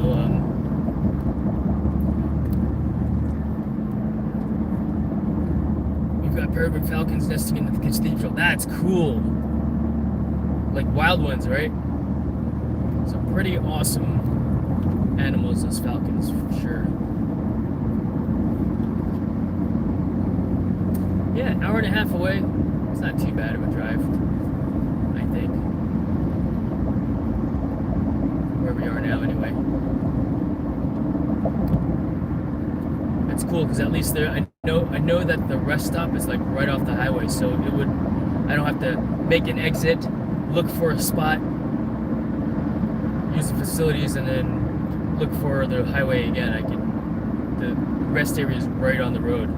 I just got to keep an eye out for those blue signs for when it's time. And as I get closer to Richmond, I got to turn the GPS back on, or at least the maps program. And if my phone is not so hot anyway. In fact, let's see what the phone battery is at, because it said it was at 75%, and I was only driving for 75, or maybe for 30 minutes earlier when I plugged it in. So.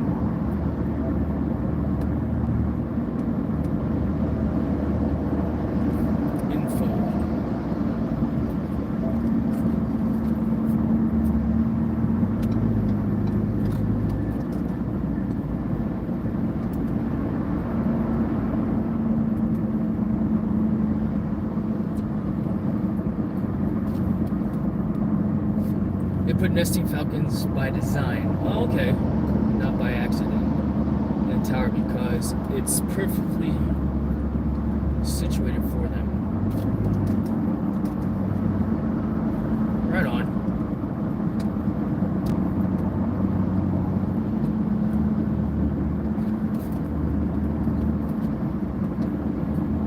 Protection and plenty of countryside for rodents, etc. Oh, alright, yeah. They're protected. They've got a good source of food. Makes sense to me. That's pretty cool.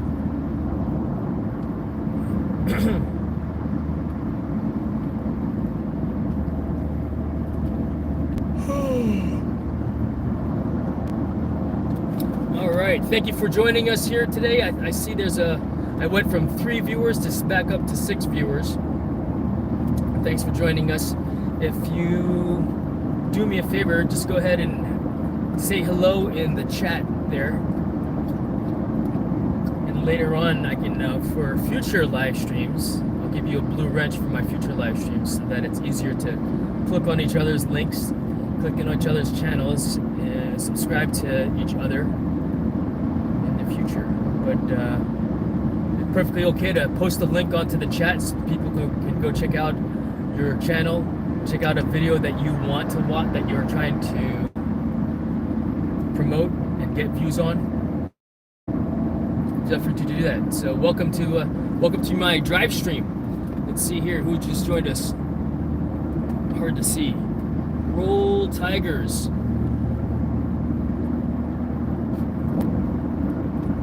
Okay, rock on. You must be a Hampden-Sydney fan or parent, so welcome to the live stream. I can't read what your name says. I recognize who's who. No Matt tonight, me tomorrow. Okay, cool, right on. Today, oh that's right, today is Friday. So I'll get on the live stream with Matt this evening. Thank you very much, Justin. I appreciate that. Yes, roll Tigers. Is that what is that what we say? Roll Tigers. So why is it roll Tigers or roll whatever, like roll Tide and versus go Tigers, right? I am a new college parent. I am in my freshman year as a college parent. College parent freshman year. So, yes, my son is a freshman at Hampden-Sydney as well. And if you happen to be one of our, Hampden-Sydney rugby parents as well, maybe I'll see you at the game. All right, feel free. Please say hello to me. Let me know that you're the one. Flea. I think it said Flea CD.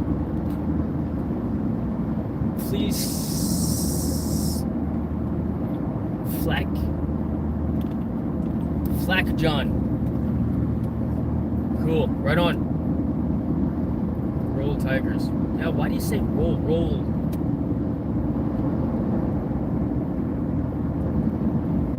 Alright.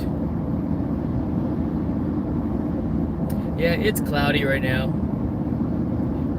Probably not even gonna break the drones out when I get to Richmond. I mean, you never know. I mean, I carry my drone with me. Unless it's just pouring outside, I'm not bringing my drone with me. But I have carried 2 drones with me wherever I go. One's my FPV DJI Aveda drone, and the other is my DJI Mavic 3 Pro. And they're basically part of my everyday carry now. Between my pocket knife, my pen, my cell phone, my wallet, my firearm, extra ammo, some chips, water. That's the everyday carry with the 2 drones. Because you never know when you can capture some cool footage, number 1. Or fly. I mean, for me, because I love flying. I mean, that's really what this is, this whole hobby has been about. And me flying. And then it turned into me sharing what I see with you guys. And here I am now. I'm not flying, but doing something a little bit different, which I actually really enjoy this format, this style of chatting away. I think I might be doing more of these even from home, like when I do an unboxing or a gear review, doing it via a live stream as opposed to just a video, because I know that the videos just seem to like take forever for me to do, and then I'm worried about, because I do want it to get traction, but then what I can do with my live streams, pull out the segments to shorten it up as that summary, so to speak, or the highlights of that live stream video when I'm doing a review of something, because I believe that I am bringing some value to the community. Like, for example, we talked about backpacks on my last live stream when I was at home, and I dumped out my bag, and we try to put the Aveda and the DJI FPV drone in one bag. Joe Photo Leo was asking about that, and as opposed to assuming, I wonder if it'll fit.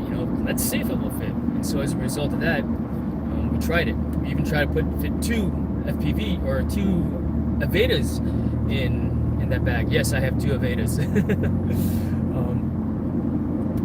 I haven't gotten a chance to fly the second one yet. I just opened it on Saturday, so at least progress has been made along those lines.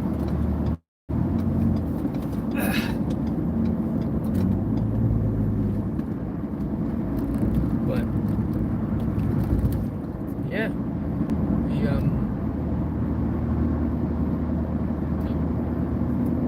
I want to try to fly it this weekend though.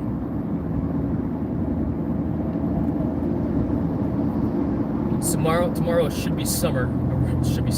Tomorrow should be sunny out, where I'll be able to get a chance to fly. Tomorrow morning and Sunday morning.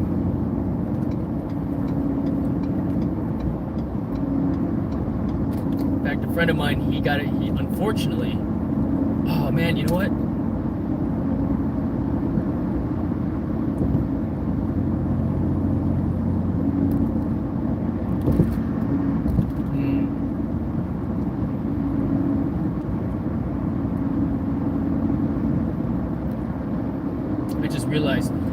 the link. So I had a technical issue earlier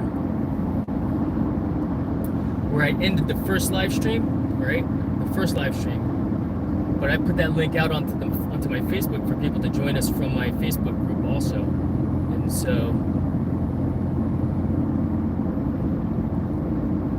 when I ended it and started a new live stream, I failed to copy that link and put it over there also as well. So what I think I'll do though is when I need to make a stop, I'm not going to turn this stream off. I'll just, if you guys don't want to, it'll be a good break for all of us, you know, get away from the computer mate for a little bit, take a quick walk, use the bathroom. I know you guys can use the bathroom easier than I could. Right. But we will not have a naked gun moment when I go to the bathroom, because I'll leave my phone, or I'll mute my phone while I go. Take a quick, 5 or 10 minute break, and then I'll also copy the link for this live stream into a Facebook post, and then maybe we can get some more viewers that way as well to enjoy driving along with me. In fact, speaking of enjoying a drive, let's take a look and see what the freeway looks like if you want to see. That would be neat if I could have, so that would be cool to live stream what I'm doing right now, what you guys can see, what you are looking at right now, the road, the open road, and then having my talking head off to the side, for example, on the right.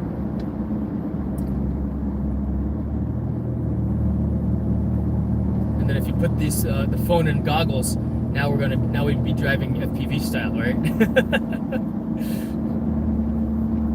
But this is kind of cool. I mean, I'm not driving using the phone, but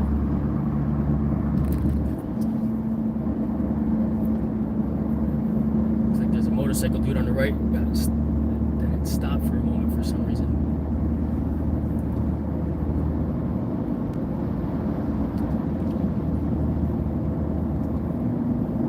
Oh man, I hope it doesn't start to rain. Yeah, the very first rugby game that I went to, it didn't get rained out because I think that they would still play in the rain. But what had happened is there was lightning there also, and so as a result of that lightning, they canceled the game because from a lightning safety perspective, can't do outdoor activities if lightning is between lightning sightings within 30 minutes of each other, because it means it's within 3 miles, I think, is what the number is. So, not good for outdoor activities, not good for flying drones either. Don't fly your drone in a lightning storm, even if it's not raining outside. Alright, and back to the host. So, thank you again for joining us on my drive stream here. No Matt tonight, I read as no Matt tonight. Following the content, good, explaining, but you mean? Thought he was a Matt. No Matt tonight. Oh yeah. No, Matt, I believe, is on streaming tonight, and Justin is tomorrow night, because I made a comment earlier that I was gonna get on Justin's live stream this evening, but it's Friday, and Justin is a Saturday night kind of guy, right?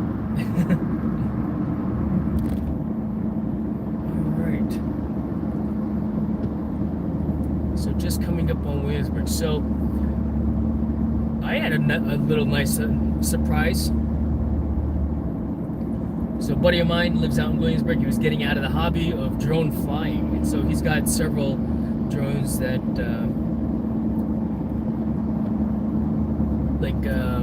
one is a Squirt. I forgot what manufacturer it is, but it's a Squirt. I think I saw the frame for it on Ethics on the Ethics website. It's the Squirt drone by Shenzhen, I think. But it's got propeller guards, if you will, the ducks. And so I I saw that. I saw another version of that, a smaller one, and then an even smaller version of that, and a freestyle drone. And so effectively, there's 4 drones in this kit that I got, which is really cool. So very nice surprise. For some reason, I had thought that there was only 3 drones in the package deal, but he's not gonna. I think he was just selling the 3 drones initially, but then he decided to throw in that 4th one because he's just not gonna do it anymore. I mean, I got a TBS Mambo controller, a set of FPV V2 goggles, which is funny as it sounds. That'll be my. Let's see. I got 1 in the box still, 1 for Severin, 1 for me. And now I've got 4 sets of DJI FPV V2 goggles. Dumb. I've got a set of DJI goggles too, and I've got the Integra goggles. And I've got a set of analog goggles from the Beta FPV Cetus kits. So, yeah, I'll typically buy 2 of each. If it's toys, you know, like drones, I'll get 2 so that my son can play with me. You know, so yeah, my son has his own, you know, setup for when he wants to fly FPV, and so hopefully he's actually coming home on Sunday to visit. And if there's time in his schedule, because he's just coming home to get rid of his summer clothes, bring back some fall winter clothes to school. In the UK, you could sell a pair to me. Yeah, no kidding, right? I bought a set as the spectator set, but I found that I don't know that I want to have a spectator on a set of goggles just because that motion sickness aspect that people will experience and that have experienced it. And so what I'll do is I'll either put them on the goggles. So as the FPV pilot, right? If there's only 2 of us, right? What I would rather do is have them watch what I'm doing from an iPad. And then if they want to try it out, then I'll put the goggles on them, and then I'll actually fly the drone using the iPad.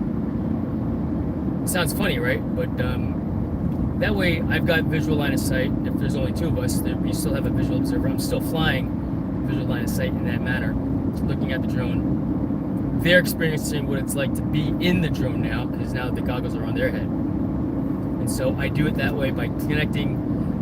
I've got an iPad Pro that I'll connect directly to the goggles, so I can see what the drone sees, what's being transmitted in. So that's how I do that.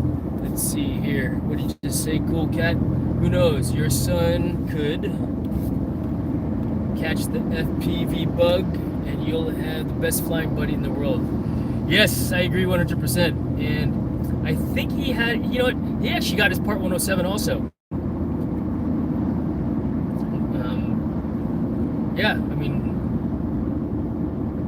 I initially bought him a course that he could film me climbing and cutting trees while I was doing my arborist work. But I decided I did not want to start my own arborist business. I just wanted to climb trees for fun and do priority work and climb and cut and trim trees for friends and family. And if someone wants to give me food for my services, you know, and stuff like that here locally in Virginia Beach area, or if they did want to pay me, you know, full price for it, you know, I'm never say no to cash, right? But yeah, the intent was that I bought him a DJI Mavic 2, Mavic 2 a couple of years ago in 2019 for Christmas, and so that was technically his first drone. He never let me fly it because he would say, "You might break it, Dad. Dad, don't talk like that, Dad. Dad, Dad." Hey, Miss 21K, good afternoon. Thank you for joining us this evening. Hanging with JD. All right, thank you very much for joining as well. What? He's a 107 pilot? Yeah, you know the Part 107. That is the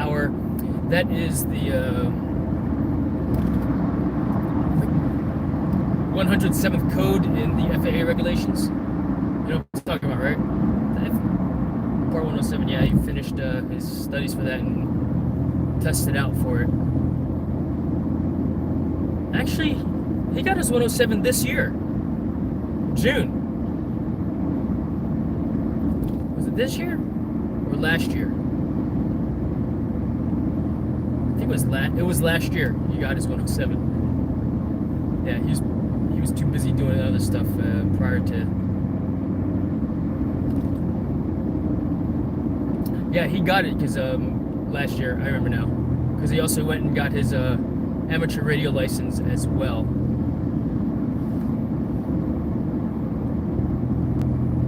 Yeah, I saw somewhere, I think it was the Rotor Riot's website, they said that you have to have your that you should have your amateur radio license in order to operate FPV drones, because the radio signals are in that same amateur radio bandwidth. And the funny thing is, when I actually got my ham radio license as well, when I took the course and studied for that, it was one of those things where it turned into a, just finished my 107, saw that amateur radio license was a requirement, and that was just a qualification or a certification and knowledge that I wanted to learn and have ever since I was in high school. But for some reason, the Morse code wasn't clicking with me at the time. No pun intended, or pun intended. Because it's a Morse code series of dits and dots and das and dis and clicks and clacks. All right. I mean, I don't know the entire code of Morse. I know some letters, but and the testing for it way back when I was in high school was odd. So let's see. Johnny Mac, good afternoon. Thanks for joining me this afternoon. Hello. Also, again, one more time, since we've got some new viewers on with us, go ahead and post your link if you don't have a blue wrench, or even if you do have a blue wrench, go ahead and post your link to share with others. So hopefully the other folks that are on here as well can subscribe to your channel, support each other, because I know that my subscribers, we like to support each other. And so making new friends for one at the same time as well, right? In addition to, don't just subscribe to each other's pages, but like a few videos, comment on a few of those videos that you've liked, share them. It helps each other's, watch hours, YouTube growth, because I think we as FPV pilots, or that we as drone pilots, have a huge advantage to folks that are just using their cell phones to create video. We've got this amazing high quality camera that flies, and we don't have to just get drone. You could use that camera as your camera, walking around, take pictures with it. It's a little bit more cumbersome than using your phone, but you've got yourself a 4K 60 frame per second camera that flies. The quality of our videos will be amazing, and as a result of us having this great camera, high quality, and with high quality video, all of our videos will look awesome. I mean, the most recent video that I posted was of a sunrise in the Virginia Beach oceanfront to some wake up music, and how cool was that, right? I'm an exception to the subscribe thing space. I don't make content. I'm happy enough to follow and sub to people's channels, though. Yes, cool cat. No, it's pretty cool that, for one, that you're supporting me as well. That's awesome. I really appreciate it. I enjoy the conversation for one as well. And I used to be that way too.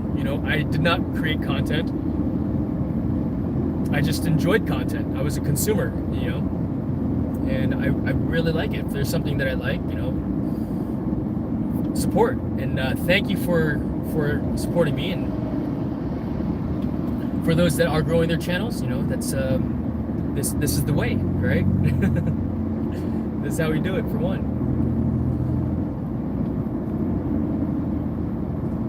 Oh my gosh, I've got to go to the bathroom for a while already. I remember growing up as a kid, when we'd drive up to upstate New York. It's very rare that you'll see a rest stop. And so, of course, we just pull over to the side of the road and use the facilities that were right on the side of the road. So, yep. Let's see, maybe things will change and I'll become a content creator, but I haven't been inspired to do so yet. Brother, I hear you. And, you know, I'm looking back, that's actually a really interesting concept, because what inspired me to create content? Because as funny as it sounds, or maybe it's not funny, growing up, yeah, I enjoyed being in front of the camera. I enjoyed taking pictures, you know, hey, take a picture of this and that, and posing and doing all that funny stuff. And funny thing, that's a little bit of a funny story also, because I got in trouble for taking pictures during some training years ago. Come back to that story. You have to remind me if you want to hear it. But when I separated when I was on active duty, just did not want to be in front of a camera at all. Didn't want to be in front of a television camera, movie camera. If I had to be interviewed for something, it was pretty quick, short and sweet, if you will, or short and all not so sweet. I did not enjoy being on camera, to say the least, then for some reason I think I just wanted to share the joy that I was experiencing in my flying. And so just watching and consuming the videos that I was watching, I was like, wow, that's cool. I want to share that. I want to make a video and share that too. But I knew that my confidence on camera was lacking. I mean, I'm confident in anything that I do. I can be confident in anything that I do. But being in front of the camera, like we are right now, last year, this would not have happened. 100% guarantee that. No desire to be on camera at all. But because I wanted to do a better job for the people that were subscribing to my channel, I felt, if you will, not obligated, but I felt like I had to step up my game and level up and present myself better for my audience, for my subscribers, because I wanted to do a good job for them. I wanted to make videos that they enjoyed, because I mean, I'm enjoying it, and I wanted to ensure that they enjoyed that also. And that meant also getting some cool microphones so that they can hear me clearly, because I've heard, no pun intended, I've heard that audio will just kill your video also. You might have something really important to say, but you're not going to reach anybody if the audio quality is just poor. And so I actually took a course called Confidence on Camera by Cheryl Tan. Cheryl, if you're on, or if you'll see this later, thank you for everything that you've done for me with respect to getting gooder on camera. That's what it's all about. In fact, maybe I'll post this live stream over there. In fact, I'll post a link to the live stream so that maybe she'll catch the latter half of this when it's time. I believe that I am coming up on the hour and a half mark away from the normal hour and a half mark away from my house. Here in a little bit, and I see viewers coming on and hopping off, and that's great. It's pretty cool that they hang out for just a few moments. But yeah, my inspiration was just because I wanted to share what I saw, share what I was doing. And then it turned into, man, I could not find how to do actually this one thing, and that was how to fold this giant landing pad. It was a 5 foot in diameter landing pad. Was it 250 centimeters? Right? This giant landing pad that I had. I bought it from iFlight RC, and there were literally no directions on how to fold it. And so when I opened it up, I was like, cool. When I tried to fold it back up and stick it back into its carry bag, which was maybe a foot in diameter, it didn't fit. I was doing it wrong, clearly. But there were literally no videos on it. I even tried Googling up and doing a search for videos on how to fold the camera light backgrounds. You know what I'm talking about? That fold up, right, for photographers. No go, no good. Did not work at all. And so, as a result of that, I was like, all right, I've got to make a video on how to fold this thing. Funny thing is, I guess I was too late in getting that video put out, because iFlight decided to stop manufacture of that particular product, so it's no longer for sale on their website. But I upgraded that landing pad from, it was really lightweight, really thin. You know, you had to stake it down, otherwise it would blow away. But I upgraded to the Hoodman landing pad. It's a weighted landing pad that I use. Alright, I see someone else popped on at Jason Coolcat Droner Game. Hey guys, and it's from East Coast Thrills. Good afternoon. East Coast Thrills, where are you located at? Because I don't think you're in the Virginia Beach area. Right. In fact, speaking of East Coast, did you see the sunrise of my East Coast? The East Coast of Virginia Beach? But yeah, so for those that are just joining the stream, I am driving up to Richmond, Virginia to go see a rugby match. It's not called a game. It's not called a game, Dad. It's not called a game, Dad. I don't talk like that, Dad. I'm making fun of my son. But yeah, headed up to Richmond to the University of Richmond to see a rugby match. Which will be nice that I was denied the ability to fly there this weekend. Yeah, I spoke with the risk management team, or the risk manager, Port Charlotte, Florida. Okay, rock on, cool. I'm not exactly sure where Port Charlotte is. Are you right on the coast then, I'm assuming? But yeah, so I looked at the University of Richmond's website to see if they had any restrictions for drone flying, and there is a process to fly a drone on above their campus, and you have to put in a request, and it has to actually be done in conjunction with university staff or something like that. Dusty, sir. Okay, cool. Dusty, thank you very much for saying so. I appreciate that. That's the first time for me to hear that, so thank you for introducing yourself and joining this live stream. Go ahead and post a link to a video that you'd like to promote as well. A new video or a popular video, and that way anybody else that jumps on the live stream can click on that and subscribe, make a comment, share, like it. As you know, I am driving right now, so it makes it a little bit difficult to respond that way, but every time I get a chance to see the chat when things are slow and the traffic, we don't talk about the traffic, right? But when it's safe, we'll say that. When I feel it's safe for me to take a quick glance at the chat there, then I will. But thank you very much for joining me, Dusty. I appreciate it, brother. Port Charlotte. Cool. All right. Whew. South of Sarasota. Above Naples. My wife grew up in, oh my god, I just lost Stuart, Florida, near West Palm Beach.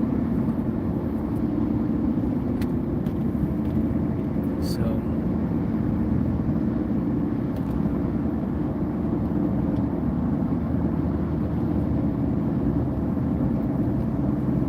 you know, now that my son's in college, I've only gotten really a chance to see, well, let's see, I drove to 3 games. This will be my 3rd game to go see.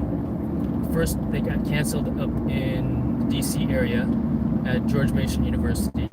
The second one was last weekend at the Longwood University, and tonight. So 3rd game next weekend, going over to Hampden-Sydney to see him play again at home. So that'll be a lot of fun to do and see. But yeah, I'm driving up to go see a rugby match, and I wanted to fly my drone to record the match as well from the sky. But University of Richmond has a process to fly drones on campus. It has to be done in conjunction with the university department, like PR, communications, the drone club, perhaps even, engineering, if they have one there. I'm sure that I assume that they do. But they said no. I will, but I can reach out to a department in the future to request that permission to fly the drone for that department as well. So yeah, I'll do that in the future when it's appropriate. Because because I would like. I mean, it looks like a beautiful campus. Also, it looks pretty nice. The area that I wanted to fly at, I really wanted to fly FPV, was the Little West Ham Creek over there. Looking at the overhead map of that section it looked really cool.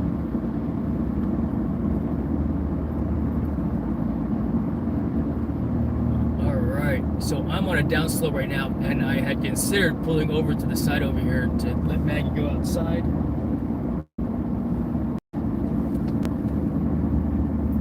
Good girl, she's sleeping on the floor back there. Good girl. To let her go to the bathroom, but I see a blue sign here for, hey Max, good girl.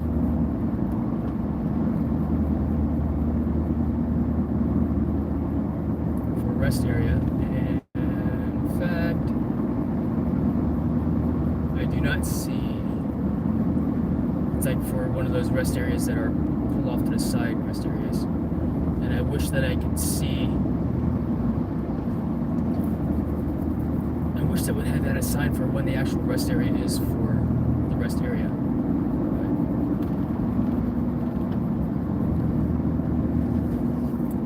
But it's okay. We'll keep pushing on.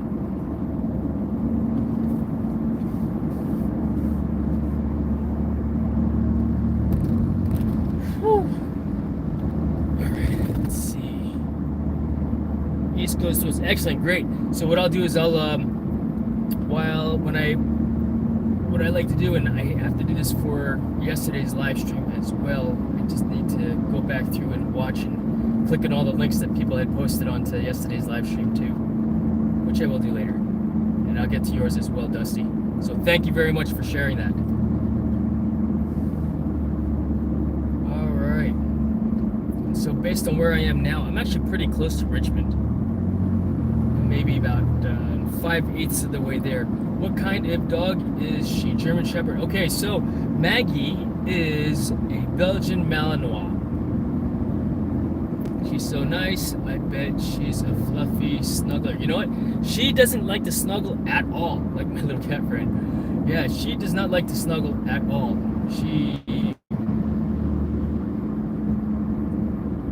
Yeah, that's not her thing.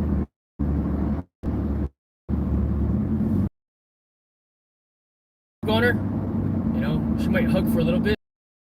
She gets up and leaves. I don't know if she gets too warm or hot, or she just doesn't like to be, you know, snuggled. You know, she doesn't like to snuggle with me. She'll actually lay in bed with Victoria and, you know, just plop herself down on her.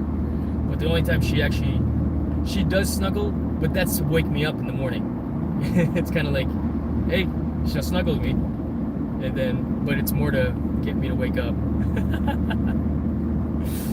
So,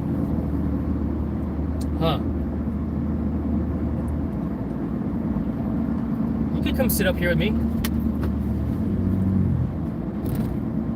Good girl. What do you see? You see anything? Did you drink water? No? No, Dad! I didn't drink any water, Dad! I have to get rid of water, Dad! Dad, I don't sound like that, Dad! Stop saying that, Dad! Stop saying that, Dad! You're funny. No, Dad. That's you talking, Dad. You want to sit up here? You can sit here. Go to your spot. You can look out the window. No? Just want me to pet you? That's fine. Yeah, Maggie used to come with me everywhere when I first got her. So Maggie's actually my service dog, and so yeah, she would come and hang out with me at work, and then, you know, out to dinner, out shopping, and everywhere, right? And then COVID happened, and so my wife started to telework from home. I still had to go into work. But as a result of my wife being at home, Maggie started staying at home with her and effectively turned into her service dog also and guard dog at home. Right, Maggie? Yeah, Dad. Let's stop saying things, Dad. That's top secret, Dad. Yeah. So she stays at home. Hey, Pamela Explora, good to see you. She's funny when I got on her live stream, I think a couple nights ago, and so she when I came on, she saw my name on there and she goes, "Mega love shout out, Jason Lavonius." I was cracking up. So thank you for your announcement. And on that note, mega love shout out, Pamela Explorer. Yes, thank you for joining me this afternoon. In fact, for those that are just joining me as well, catch you up. If you didn't get a chance to take a look at the description, I am driving to Richmond, Virginia at this time to go see my son play rugby against the University of Richmond. So my son's on the rugby team over there. He's a freshman at Hampden-Sydney College, and yeah, it's about a 2-hour drive up there. A normal 2 hours of driving. However, as a result of that crazy traffic jam, and the Google Maps said it was a 26-minute delay,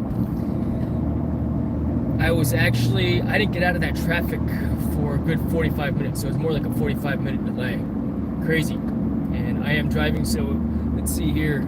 It's safe for me to look at the chat box, which I'm trying to get people to give you watch hours. Oh, thank you so much, Pam. I appreciate that. Bring your fans over. Man, I really appreciate that. Thank you so much. Yeah, in fact, have them. If you're just joining us, go ahead. You can feel free to post a link to your channel. I am driving right now, so it's difficult for me to give you a blue wrench for you to be a moderator to easily click on my other subscribers' channels. But go ahead and post a link of a video that you would like to promote. Subscribe to each other, like each other's videos. In fact, when you go to the channel, don't just subscribe.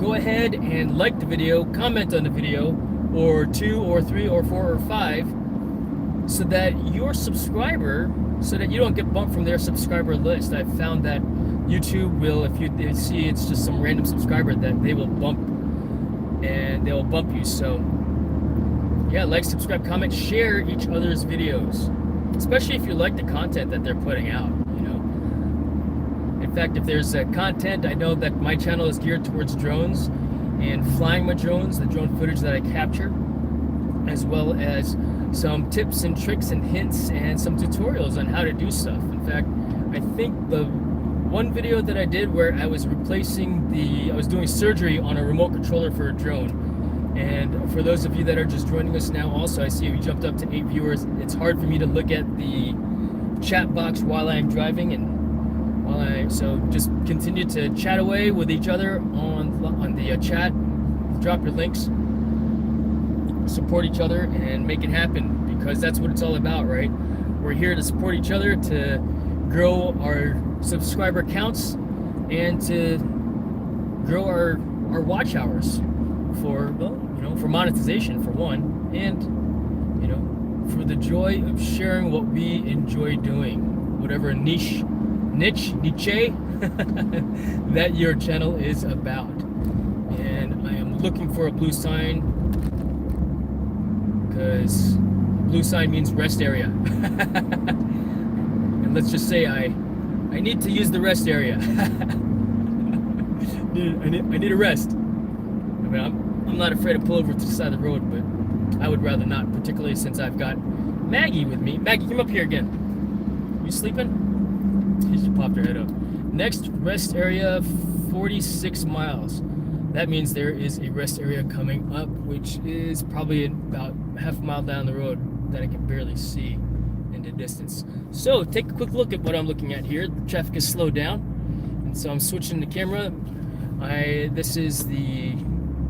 I'm shooting video from my cell phone. So as you know, most cellular phones have a front view and a back camera and a front camera. You are now on the back camera. So traffic isn't too bad, but here is the rest area that I am going to stop at right now. And so I'm actually going to leave the live stream going. I'll probably mute the camera or mute the thing and the just pause the camera so that we don't have a naked gun moment. You know what I'm talking about? When Leslie Nielsen goes into the bathroom and he was still mic'd up, and so you could hear him urinating and farting away. and In such. a quarter mile, merge onto I-64 West. Oh, I gotta put my gun away also. No guns in, what do you call it? In Virginia rest areas. So, let's see. We're gonna park it right here.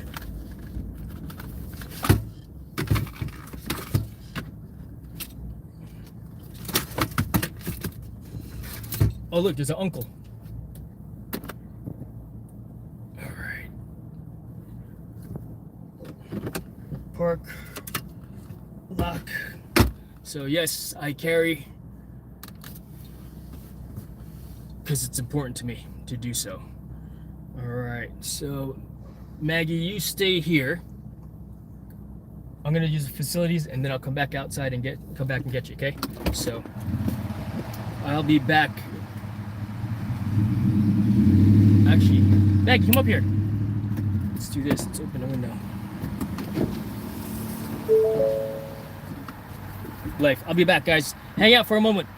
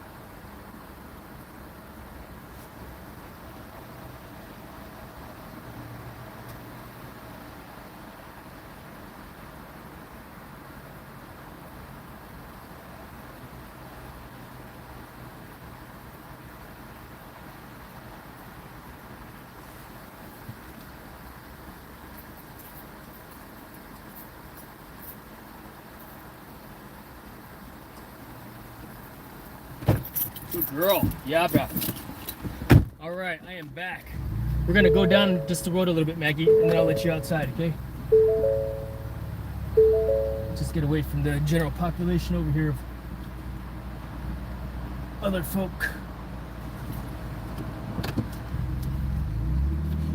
All right. And we can even bring our guests with us. Employee parking only. Alright, and please tell me how many watch hours you still need to get to 4K. Oh wow. Let's see. I think, in fact, let's do this too. Great question, Pam. And now that I got a chance to look at the chat, you know, we're gonna let Maggie outside first before. That's the priority. Woo! I can do this too. So, where's your leash at? Hold on, Max. Back up, back up.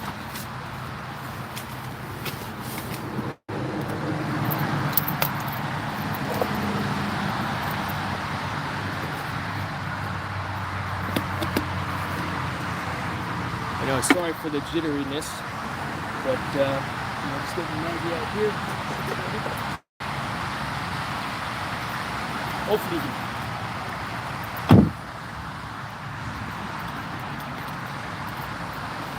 And I'm gonna just have you guys hang out here for a moment so I can let her walk.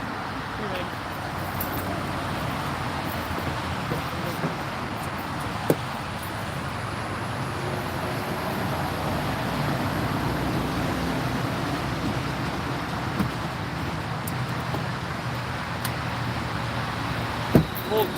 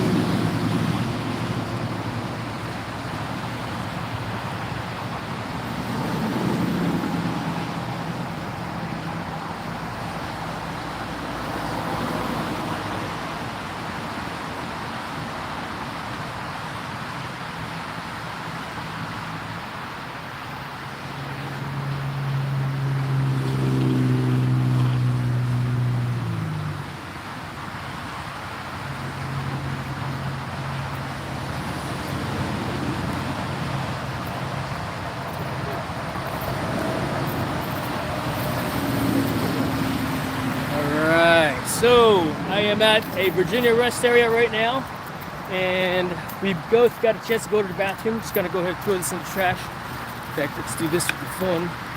Got myself a selfie stick. See, man, I'll tell you what, this is, who would have ever thought I'd be doing something like this, you know? But pretty cool, right? Let's see here. Let's go through this chat. In fact, I wonder, share, we're gonna put this on my Facebook too, copy the link. And B-Max, good afternoon, B-Mac, good to see you, brother. Share, Facebook. So you're live, welcome to chat. Remember, you're live, okay, cool. So I think, are you guys still on? All right, hopefully you guys didn't lose anybody. Come here. Here, Maggie. All right. Maggie, come here. Here, let's go up here and take a quick look. So, nice little area here, as you can possibly see behind me. Whoa, it kind of looks like it looks weird. Hey, how does the picture look to you guys? Does it look good? Pam, East Coast, I hope he reads what I type because I never heard and needed. Okay, I did not. So let's go ahead and see what you said, Miss Pam. All right.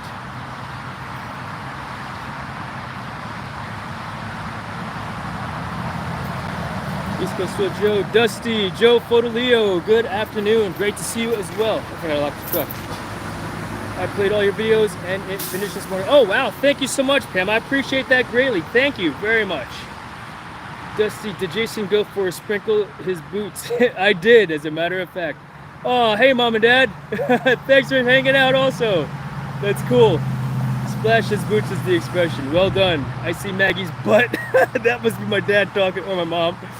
I shared this in my community and Facebook. Thank you, Pam. Technically, the dog is not alone in the car. Dogs are most awesome creatures indeed. Please tell me how many watch hours you need. Yeah, so I think they need In the last 30 days, I've got 400 watch hours last, but my YouTube, the earn button said I was only at like 999. So I'm cutting there, you know, it's a marathon. I continue to make content and make videos for my audience and such that I hope that I believe everybody will like and enjoy. So we'll just say 3,000 more watch hours to get to 4K. Planning an event next week, but the condition is that my supporters have to get you to 4K watch hours along with 2 other friends' channel. Oh, that's awesome. Thank you so much, Pam. Yeah, that's pretty cool. What a neat idea. Would love to hear more details about that. In fact, if it's something that requires a little bit more coordination, I guess shoot me an email. My email is actually in the description or in the about section of my YouTube channel. So shoot an email over there for me, and if details are required. Do a Thanksgiving live stream on October 7th. Oh, cool. All right. Ted, what's up, man? Eve wants to see Maggie. All right, cool. Here, let's see. Evelyn, come here, Maggie. Zitten. Yeah, bruv. Okay. She just wants to go see everything else, right? Can you see her? There she is. Good girl. Yeah, bruv. Alright. Good girl. Here, look over here. Here. So this is Maggie. Hey, Ev. Good to see you. Thanks, Ted. Alright, Pam. Yeah, October 7th. Yeah, do me a favor and shoot me an email. That was me. I was upgrading Mom and Dad's computer. I can see Maggie's butt. That's awesome. Buhai, good afternoon. Thanks for joining as well. Jason, if you do get to 4K watch hours by October 5, please let me know. I will, for sure. My email is in the thing. I think it's just Jason. Well, my email is jason@jasonlavarius.com. So, yeah, take a look at that if there's details that I need to be aware of for it. But I will send you an email for sure. Thank you very much. And yeah, I really appreciate that, Pam. Thank you so much. And likewise, you've got a fun show for sure, for sure. So, yep, Maggie, are you ready to get back on the road to go see Severin? No response. Yeah, Dad. Yeah, Dad, it's time to go. I don't talk like that, Dad. Dad. Dad. All right. You think Severin's looking? You think Severin's online looking at us also? No? She had a few of her teeth removed that were going bad a few weeks ago, a few months ago, a month or two ago. And what's pretty cool about that whole process was that one of my classmates from the Naval Academy, Tara Golden, she opened up her own mobile pet service in Virginia Beach. So she's got this giant RV style truck, and she basically brought her vet ambulance over to the house and did the procedure in our driveway, which was great. And what a great service. I mean, I wish that she had more trucks, more vets under her service, because she's highly sought after. She's very busy,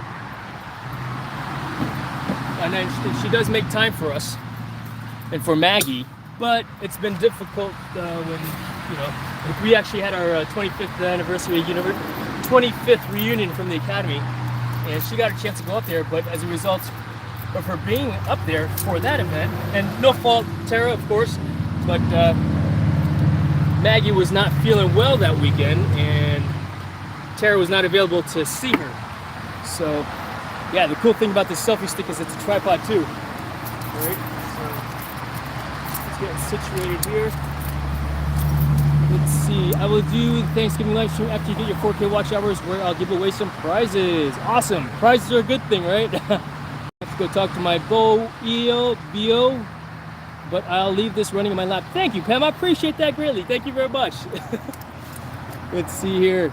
And again, for everybody else that's new to the channel, to this live stream, and that would like to promote a video or their channel, go ahead and post your link into the chat as I get back in the vehicle here to get back on the road. All right, so here's that selfie stick that I was using. It's an Ulanzi. So telescoping, it's a tripod mount also.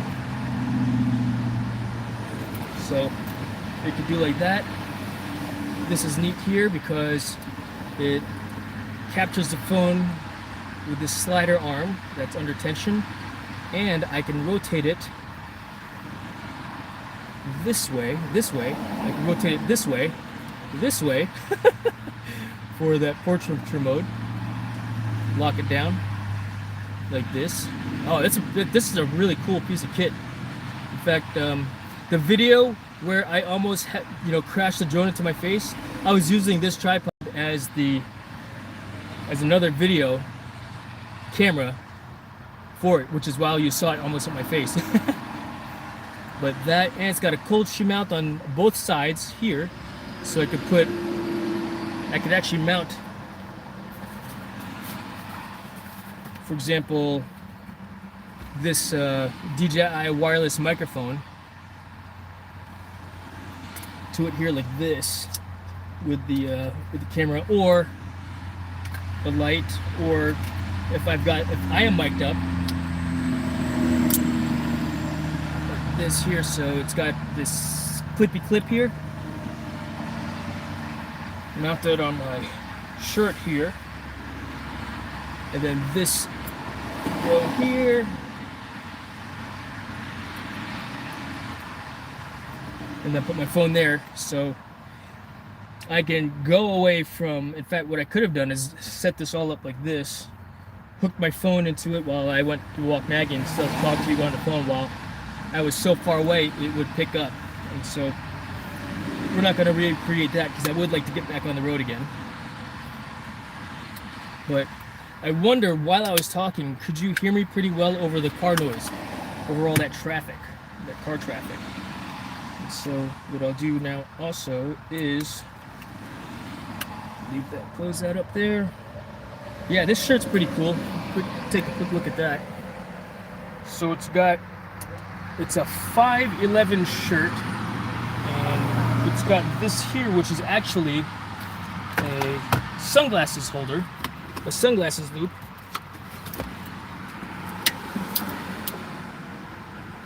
All right, for your shades, like so. Yeah, but I use it for my DJI wireless microphone. Right there. And what's nice about that for me is it helps me out with ensuring that the microphone stays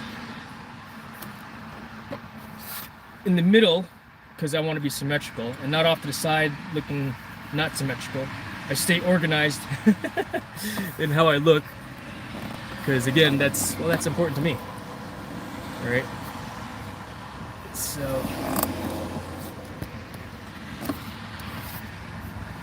I had that there. All right, cool. You ready to get rolling, Maggie? How's your water situation back there? You good? Good girl. You can come back up here. I'm gonna put this here. Maggie, here. Up. Whew. All right. They're hanging out at your channel now. Thank you, Pam. I appreciate it greatly. Thank you very much. Come here, Maggie. Let's see. East Coast Reels. That's what I was thinking of gaming, because I do content and need something better than a Chromebook. Don't play games. I just know the game ever have better graphics card. I need memory. Oh, I must have missed something that you were talking about earlier. If we bought exactly the same gear, we could compare notes. Let's keep in touch. I'm looking to get something mid-range, gaming-capable desktop. Oh, you know what? Go to my website, jasonlavarius.com. In fact, I believe that there's a link to it in the description, /video editing, and the specs for my desktop computer, which my son had built for me, he'd put together, are there. It's got, it has my list my list of gear and equipment that I use for my computer. So for sure. You got it, Dusty. Yeah, for sure. I wouldn't think to do the same thing. Also don't have a clue. Or same thing as what? That's a gadget. Thanks, East Coast. Hopped out to my bow. Leave this running my laptop. I gave you a sub. Right on, Dusty. You saying live stream. Alright. So alright, I think I've caught up on the live stream a little bit. Picture looks great, audio great too. Thank you very much. I appreciate that. Alright, cool. Pam, I share a channel with my son. He does the roller coasters. My back can handle the roller coasters. Yeah, no kidding. We missed you too, Ted. We haven't decided when we're gonna come visit next yet either. I know we talk about it, but then it's like, all right. I think Severin and Victoria are going to be doing something this Christmas, so we may not be out there then, but we'll see. Everything is always, to be determined. Schedule, whatever else he's got going on with school and college, and now that he's a flight instructor at iFly Virginia Beach, he graduated training. I think he was he in training, or did he just graduate when you guys were in town? I don't remember. Tara, good afternoon. How are you? Tell George I said hello. Awesome. Thanks for joining us. Maggie, come here. I don't want it, Dad. All right. In fact, you know what? Let's do this real quick. Also, I wonder, I'm going to plug in the navigation into the truck here so that I don't have to do it via my phone, which I initially had set up. So give it another second. Destination, and I think it was 159 UR Drive.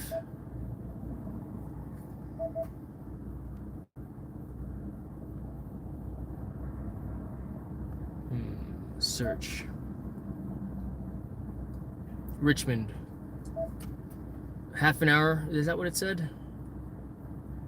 Start. Obey traffic laws, be alert, and use voice commands while driving.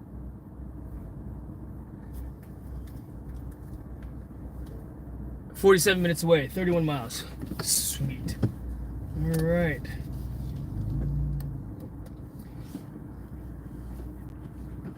So,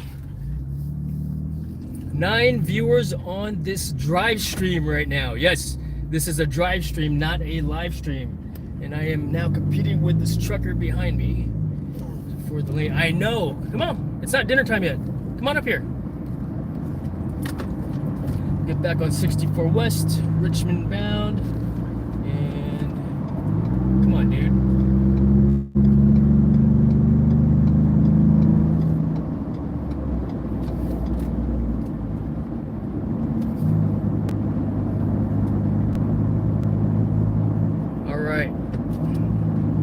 On the road again. Speed limit's 70, but the flow of traffic is only 60 miles per hour, which is odd. It's usually a little bit faster than the speed limit.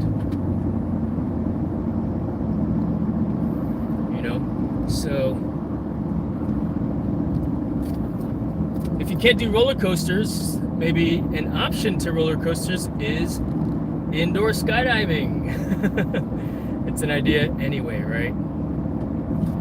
So, yeah, at iFly Virginia Beach, and depending where you are in the world, there might be an indoor skydiving center. There's several in the UK. Milton Keynes is one. That goes under the name Air Kicks. So SkyVenture is the name of the manufacturer of the wind tunnel equipment. So you might see like SkyVenture Arizona, SkyVenture New Hampshire, SkyVenture Paraclete. And SkyVenture, like I said, they manufacture the tunnel equipment. And then SkyVenture created the name iFly as the marketing name for indoor skydiving in 1999. And so the first iFly indoor skydiving facility was in iFly Orlando. And so the naming convention goes iFly and then the city that it's in. So iFly Virginia Beach. iFly Westchester is the New York one. iFly Paramus in New Jersey. I fly King of Prussia, which is the Philadelphia wind tunnel, and then San Diego, Houston, Austin, Seattle, Portland. I fly Hollywood. I fly El Paso, San Antonio. Let's see here. The one near, funny as it sounds, it's not I fly McKinney, it's I fly Dallas, right? But which is in McKinney, in Texas, which was the very first wind tunnel that my son has ever flown in. My wife and I were on our way to Mexico for vacation, and so we dropped Severn off with Grandma and Grandpa, and they took him to the I Fly Indoor Skydiving Center, I Fly Dallas, which is in McKinney. Or is it Plano? In Plano, not McKinney, in Plano. You can look it up, you could Google that one. And then in Canada, I used to be the designated driver when my friends and I went out on the road way back. Yeah, right? 16 hours. But,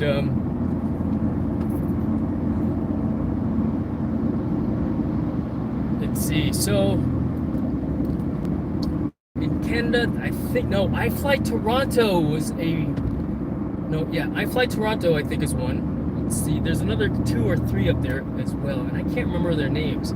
I Fly Vancouver was supposed to open. In fact, if any of you are interested in buying the franchise,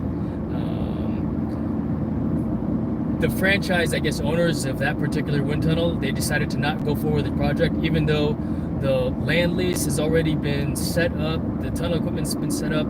I guess they had a change of heart to opening and managing that particular wind tunnel at I Fly Vancouver. I mean, I was approached if I wanted to open it up there, you know, if I Fly Virginia Beach wanted a hand in opening one, but don't want to really run a Canadian business from America, that is, you know, the same, and you know, that's the way it is right now. I mean, I like the bubble that I'm in. Johnny Drone Flyer from Florida, good afternoon. How are you? Thanks for joining me today. Yep, I'm, let's see, how long have I've been streaming for, what, 2.5 hours already? Should have only been streaming for an hour and a half, but it took about 45 minutes.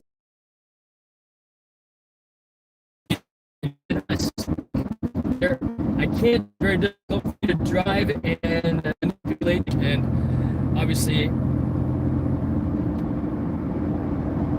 I'm trying to be safe, even though I am looking at the live stream at the same time, or looking at the chat every once in a while. I mean, it happens to be safe right now, which is why I'm able to do that, but I'm not actively scrolling through the chat. So yeah, post a link, like, subscribe, share to each other, promote each other's channels, support each other's channels. In fact, when you subscribe, don't just subscribe, but watch a couple videos and comment on it, because so that YouTube doesn't pull your subscriber-ness from your new friend. I believe that YouTube likes to do that. So when you subscribe, yeah, watch a couple channels and make a few comments. Show some activity. In fact, if you participate in other live streams with each other, you know, that might be a good time to, in addition to live streaming and chatting in the chat box there, to watch a new video of theirs if you don't keep up with their YouTube channel on a regular basis. Watch their channels, watch their videos and shorts, and promote. Yeah, unfortunately, I will not be flying my drone at this rugby match that I'm going to. I was denied permission to fly my drone at this time. I spoke with the risk manager for the university, who's in charge of UAS operations there, and they basically said that if I want to fly my drone there, what I would need to do is coordinate appropriately with a specific University of Richmond department. If I were to go there at this time, it would be considered recreational activity, and they do not allow recreational drone activity on drone campus, which is fine. I get it. You know, there's a privacy that they want to maintain for their students, you know, and their campus. And being attached to a department, if you will, effectively, it's like the vetting process. You know, I've been vetted by, you know, university staff or that one staff person to participate in drone activity. And I believe that they have a drone club there, so perhaps in the future when I go to Richmond, I'll go out there. In fact, I'm going to do this with the rest of the rugby schedule. So I think I know the next 2 matches will be at Hampden-Sydney, so I need to reach out to Severin's school to see about flying my drone on campus. Although I've already flown on campus already before, but I'd like to get some, if you will, some official shots, so to speak, and maybe sell it to campus, sell it to their marketing or PR department to get those establishing shots of Hampden-Sydney College and all of the other colleges that I'll be visiting as I follow my son around the East Coast for his rugby tournaments and such. And who knows, as they get good, there'll be more drone flying at the various cities that I'll be visiting. But I left too late in the day to get some drone footage. But I was supposed to leave at 2 p.m. this afternoon, but I hesitated on my departure because I knew I wasn't going to fly a drone or be able to fly on campus. I had a feeling I wasn't going to be able to. I spoke with the risk manager later this afternoon. Oh, that's a pretty cool shot. Check it. Look, let's turn the camera around here. You can't really tell from this view, but from where I'm sitting, it looks awesome. The clouds are being illuminated on the horizon over there, by the sun, which it's 5:40 in the afternoon. We've not switched over or turned daylight savings time off yet, but we eventually will. But it looks really cool from this perspective. But we'll come back to that again when I see something cool. I'll let you see what I'm looking at. Yeah. All right, let's see here. 35 minutes away. So which way am I supposed to go? All right. 2.1 miles. I-95 south. VA 895 Rocky Mount, North Carolina. All right, so normally this thing talks to me. It tells me that I've got to make a turn with distances, and that's because I've got that muted. So there you go. Unmute the computer there. Woo! Ted, are you still on with us? Or show mom and dad and let them watch also. In 1.5 miles, turn right at exit 200 onto I-295 South. All right, 295 South. Cool. So that's the bypass for Richmond. Your pet dog, very cute at the back. Yes, she is awesome. Thank you very much, Kidney Warrior. Yes, I am doing my best to drive safe as always. And let's see here, drive stream and subscriberness. You go, Jason. Yes, indeed. Thank you very much, Pam. I appreciate you. And yes, I believe that I can hit 4,000 watch hours pretty quickly. Part of that is just creating the content, getting it out there.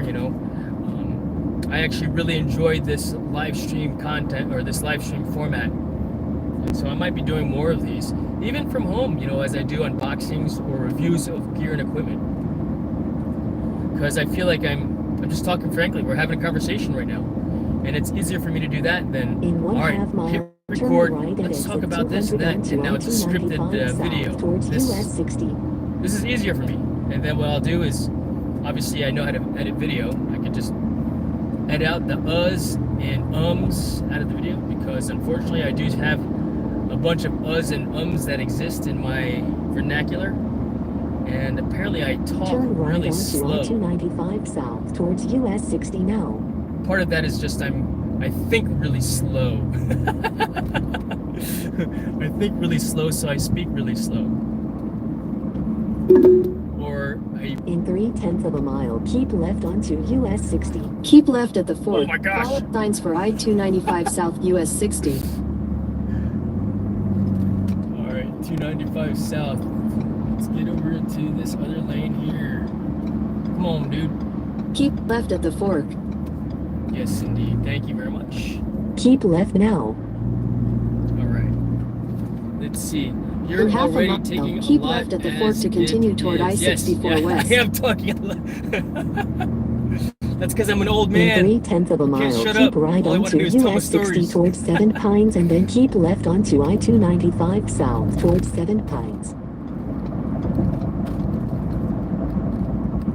Keep left at the fork. I'm old. I've learned to become verbose. Keep right now and then keep left onto I-295 south towards Seven Pines. Continue on I-64 west for 10 miles. Alright. In a quarter mile, keep right at the fork. Follow signs for I-64 East Norfolk. Oh cool, my GPS on my phone is actually In still one going quarter on at the mile, same time as keep well. left onto I-295 south towards Seven Pines and then keep left onto I-295 south. Alright, Seven Pines, Bottoms Bridge. Keep right at the fork. Keep left now and then keep left onto I-295 south. In half a mile, keep right at the fork. Follow signs for I-295, I-95 north. Exit navigation. In 3/10 of a mile, keep left onto I-295 south and then keep left onto I-295 south. That's funny. Good girl. Keep left. Exit navigation. Exit navigation. Keep left now and then keep left onto I-295 south.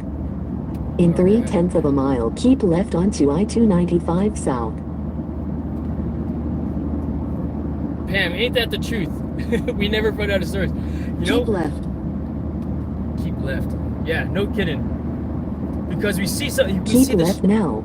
We see the shiny squirrels, and we want to talk to that shiny squirrel, and then another shiny squirrel goes by, and we want to talk to that shiny squirrel,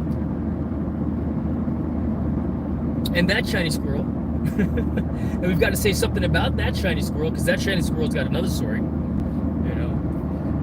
But it's an art form, if you will, I think, yeah? When we see something, we remember, yes, ain't yet, exactly. Oh yeah, and right over there was when I threw, you know, yeah, giving a little tour of the area, so to speak, also. Proceed 2 miles on That's I-295 south. And part of that, you know, is In just 2 miles, take exit Oh my 25 God. toward Virginia 895 west. This navigation was worse than the other navigation, but I'm stuck with it now. All right. Oh, I can turn it off. There, voice off. So on to Virginia 895 tollway, Richmond. So 29 minutes, 1.6 miles until my next thing. So I'll turn it on again in about 0.6 miles, 1 mile from now. Let's move over to the left. Yeah, when I see a disabled vehicle on the right side of the road, I will move away from it, kind of like the police vehicles that are on the side of the road. I will move over as well for their safety and mine, because, you know, don't want to hit someone and now I put myself in a situation that becomes unsafe for me at the same time. All right, so I've got to take this tollway, exit 25. Where's my easy pass? Okay, cool. Woo! I knew it was in the car. I never take it out, but right? Yeah, the last weather report that I saw said that it would sun up in Richmond. And no, yes, that it should be sunny in Richmond. So we'll see. In It's 1/2 getting there. mile, turn right at exit 25 towards Richmond. It's coming along, you know. You can see the sun starting to burn some of that cloud cover away, but it won't be enough to. We'll see what sunset looks like. Sometimes a sunset over the clouds look really good, and what I'll do is, depending on where I'm at, Take exit 25. time-wise. In fact, I think Severn said the game starts at 6, at least for the A team. But Severn is Continue for 19 miles. an A team backup. He's not a starter on the A team, and I believe he might be a starter on the B team. And that's pretty cool because this is the first time for him to ever play rugby. It's a new sport to him, new sport to me as well. And funny thing is, I'm like, man, I think, you know how the best way to learn stuff is to do it? Well, I was like, I'm gonna look up rugby clubs, and I'm gonna join a rugby club in Virginia Beach. And so I found two, one in Norfolk, the Norfolk Blues, and then the Virginia Beach Falcons. And so I reached out to them, and they told me when practice was, and I told Victoria and Severn, and they're like, no.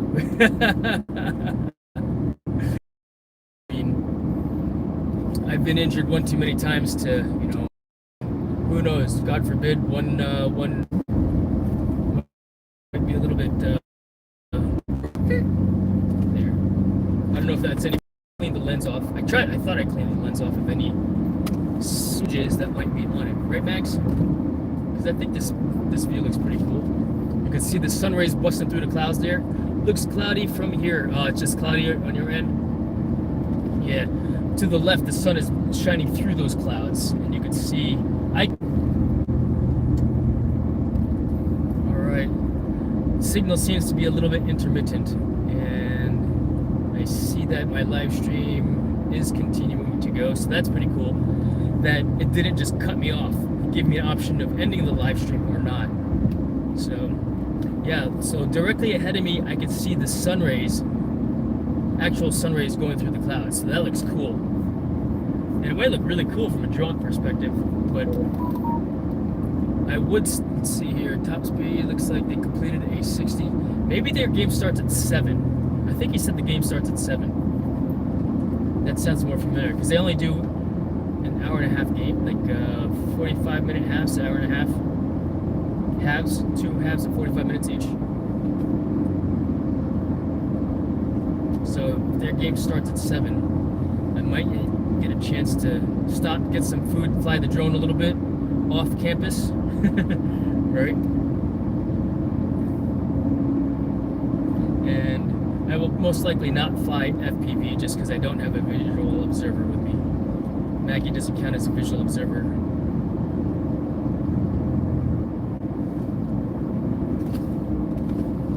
But yeah, looks really nice out here.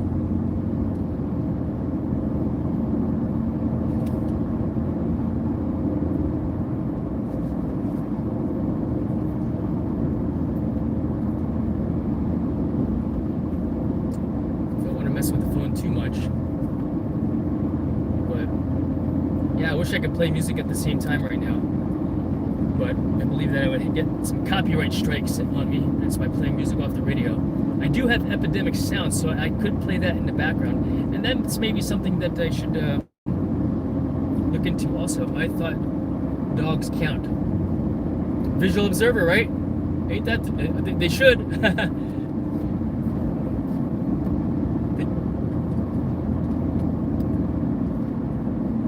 Yeah, they did. The FAA doesn't say that they're not visual observers. She's helped me locate my drone. I put the one drone in the marsh before I learned how to put a beeper sound on the drone. So, cool. I'm glad you think it's cool. It looks cool to me. It's just hard to tell if it looks cool to you guys, you know? Thank you for saying so, Kidney Warrior. The love heart was for the doggo. Of course. There's Mr. Sun, yes. Wait.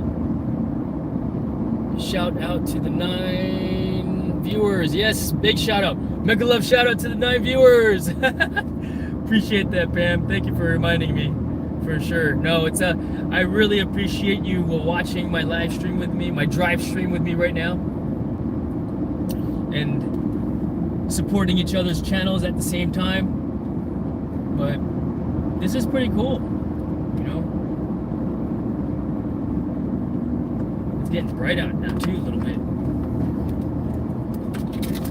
At least this kind of a brightness, it's bothersome to me a little.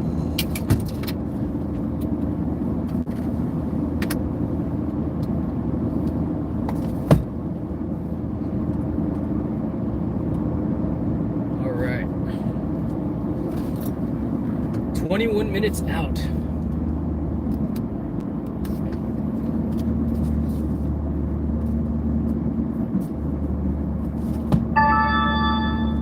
Hear it.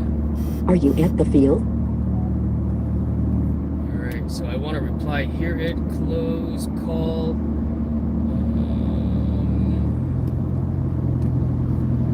If I don't respond, what my son will do is he should just live 360 me.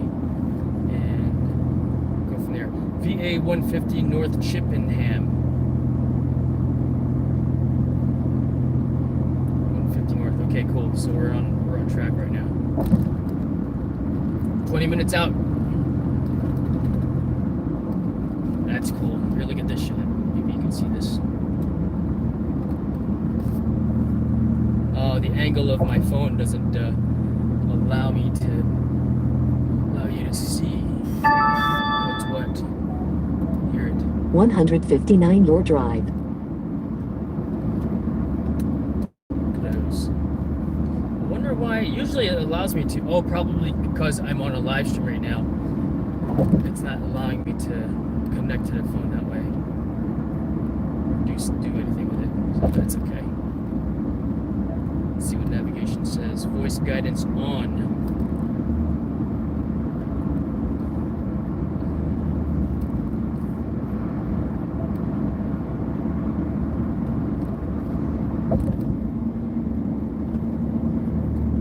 Yeah, almost there. I've never played rugby before, and so I know it's a really rough sport.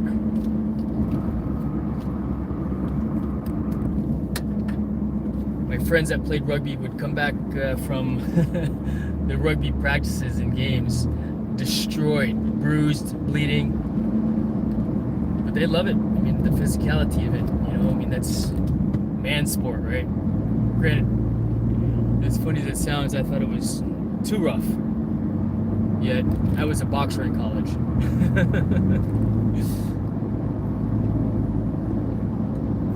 Yes, boxing was my sport growing in college. I wrestled in high school.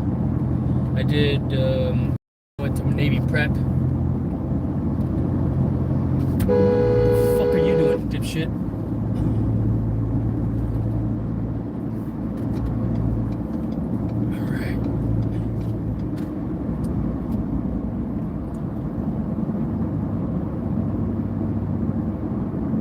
Apologies for the sailor mouth there.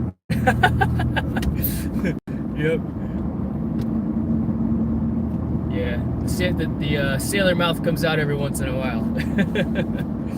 But all is good. Right, Maggie? All is good? She came up to see what I was yelling about, apparently. Yeah, bruv. Good girl. But yeah, never played rugby. Oh, thank you. Never played rugby before, and it does look like a lot of fun. Boxing was my sport in college, which was a lot of fun also. Funny thing is, I left the rowing team as a coxswain because I wanted something that was more physical, and I was like, oh, there's a triathlon team here. But they didn't have triathlon tryouts until the spring, and I wanted to get into doing triathlons. So I bought a bike, you know, started to learn how to swim better. And yes, I could not swim very well. I could doggy paddle, really good at doggy paddling when I joined the Navy, but swimming was not a strong suit of mine. But I learned it. I learned how to swim, you know, and I learned how to swim really good, really well. But I remember when I first joined the Navy, when I had my first swim test at the Naval Academy, I almost drowned. Like, for real, I literally almost drowned. But my dad, he taught me how to do what's called drown proofing, where, yeah, if you can't breathe, if you're too tired, just sink to the very bottom, find the ocean floor, right? And then pop back up, push off the floor, pop back up, take a, you know, exhale while you're going back up, take a deep breath, and breathe, and then sink back down, and then you can move that way as well. So we did 150 yards. I did that. It was like a 50-yard pool. So down, back down, and then the last, so down, back, down. So on the second down lap, I was just too tired. I couldn't swim anymore. So I did drown proofing. I pushed off the bottom floor, breathe, and I did that, you know. So push off the wall, down, breathed, came back up, and sank, and did this number the entire way back to the other side of the pool. And they're like, LaFerris, what was that? I was like, just dying. And they're like, fail! So I had to go to sub squad, basically swim remediation every day. And then the funny thing is, the next day we had underwater swim tests at the academy. And so you're wearing your uniform, and you had to swim underwater like 25 yards or whatever it was. And so I remember getting in the water, holding my breath, and I pushed off the wall, and I was fine. I finished that 25-yard underwater swim with uniform on, easy. I surface, and like, so you could swim underwater, but you can't swim on top of the water. What's wrong with you? I don't know. But regardless, I still had to go to, submarine sub squad or swim remediation every day. But I've actually learned how to swim good, like really good. Not super fast, but efficient with proper form, which is what swimming is 100% all about. Using proper form when you swim allows you to be most efficient in the water. So, alright, got a moment to take a quick look at the chat here. And where are you located? East Coast. Southwest Florida. Yes, sir. Done with your latest video. Take off, my dear East Coast thrills. Awesome. Virginia drivers. Yeah, right? Virginia drivers indeed. I use the horn all the time because Virginia drivers don't know how to drive. That's because the Virginia drivers, they're from all over the place.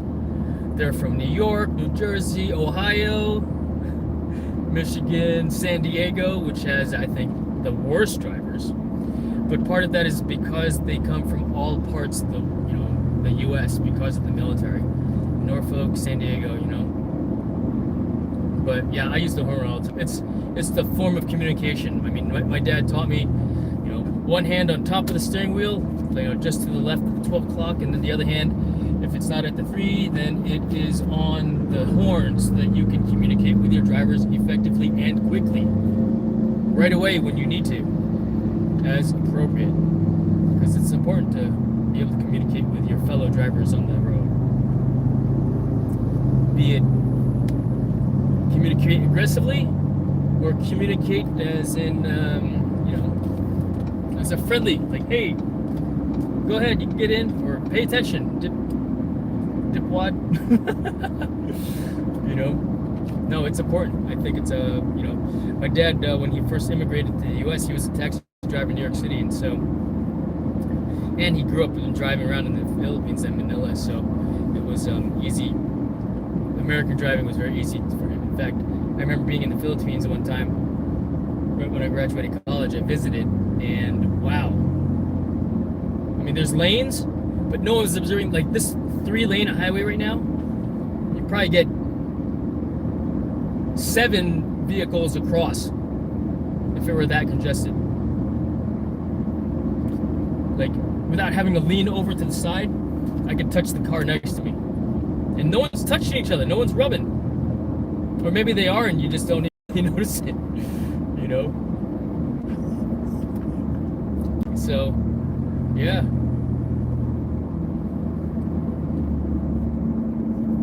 Alright, got some blue sky up over there.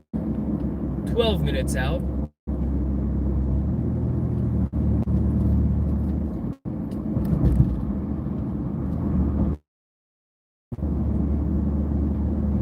Big old water tower over there, construction site over there. Yeah. As I drive, I kind of have a tendency to look for various spots to fly my drone at.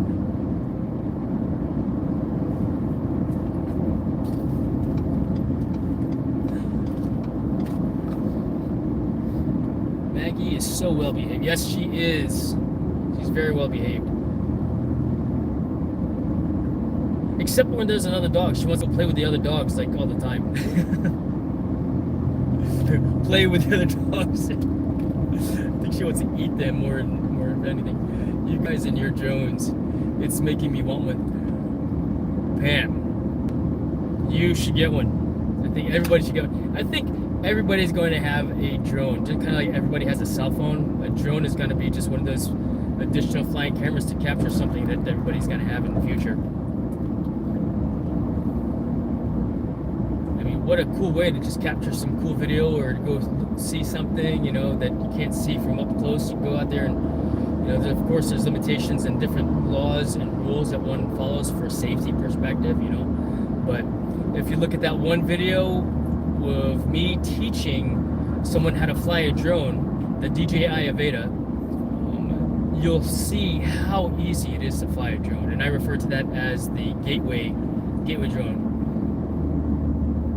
Because once someone experiences what it's like to fly, it's like what Leonardo da Vinci says, for once you have tasted the dream of flight, forever you will turn your eyes skyward, or something like that.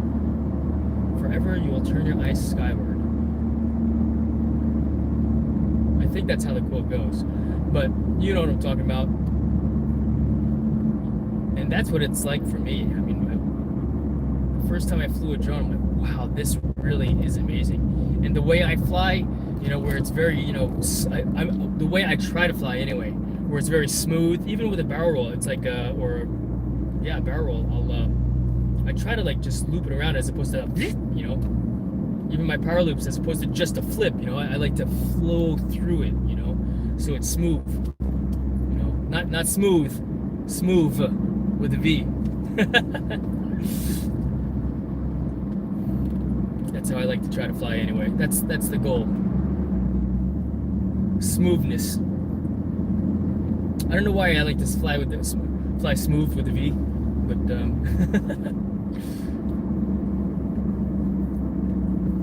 yeah, I love flying drones. They especially when you're wearing goggles, it's like you're in the drone, And my buddy Chandler, the guy I taught how to fly with the motion controller, where it's like a joystick, and you lean it left, it will turn left. You lean it the controller right, it will turn right. You point it upwards and you squeeze the trigger, the acceleration trigger, it will go up and down. And yeah, I mean, I thought I did a pretty effective job in teaching him how to fly a drone. So much so, he has decided to buy 2 drones. Yeah, in fact, he's already decided to not get the DJI Aveda, but he wants to get the stick controller, the remote controller. So the first drone he'll get will be the GEP-RC Mark V and the GEP-RC MOZ7. In a quarter mile, use the right lane to take the Route 147 Huguenot Road ramp. Quarter mile. Check. Yeah, he's got In 1/4 mile, make a slight right turn onto Huguenot Road and then keep right onto the A147 North.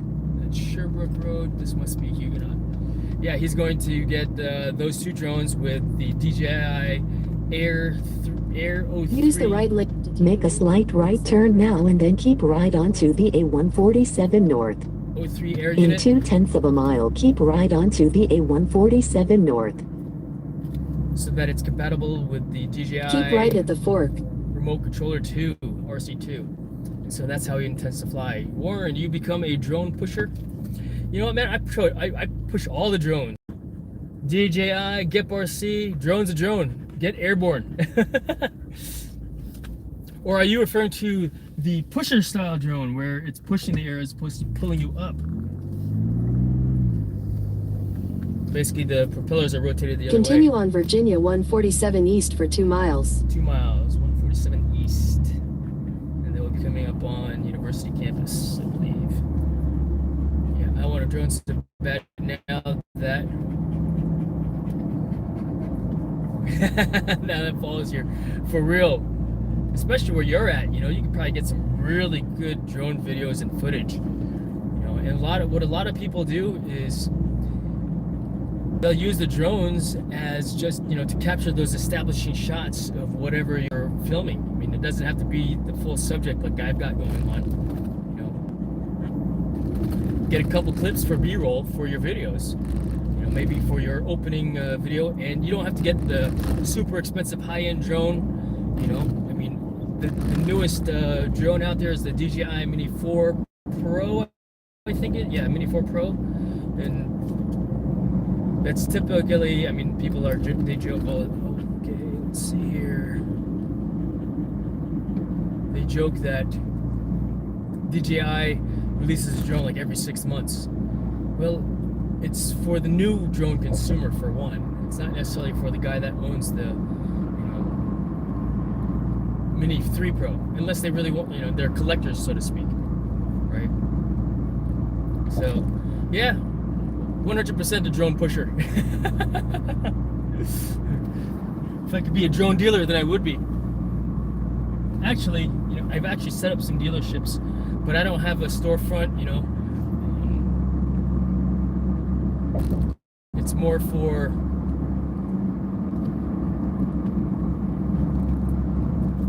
I don't have a storefront yet, and will I down the road? You know what? Amazon does a really good job at selling stuff also. It's like, why bother competing with them, particularly when you can also get like the Asurian warranty packages. In a quarter mile, use the left 2 lanes to turn left onto River Road. A quarter mile, left 2 lanes to turn onto River Road, left onto River Road. That's Kasawa. Okay, is this the...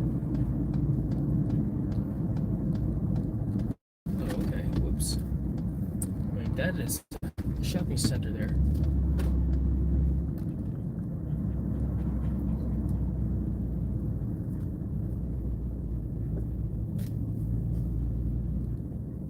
Alright, so this is my turn here, River Road. Alright, cool. There. Use the left 2 lanes to turn left onto River Road.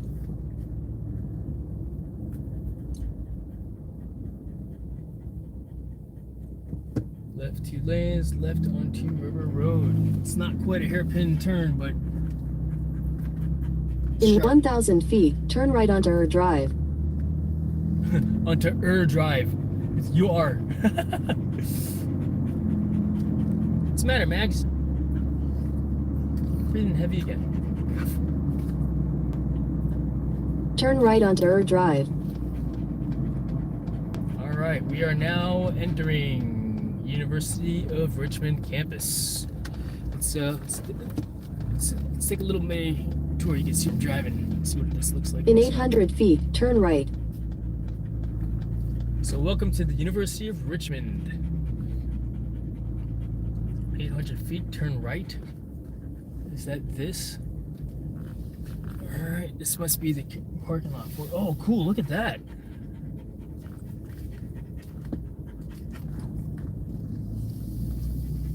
That must be their bus, this academy bus. But they've got an obstacle course here. That's cool. Check that out.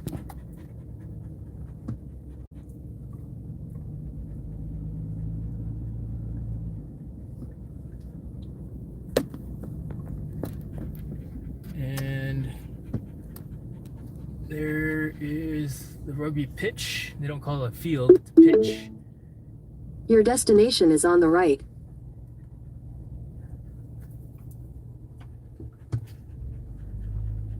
And there is the team. All right, let's go ahead. We'll go ahead and just park it here.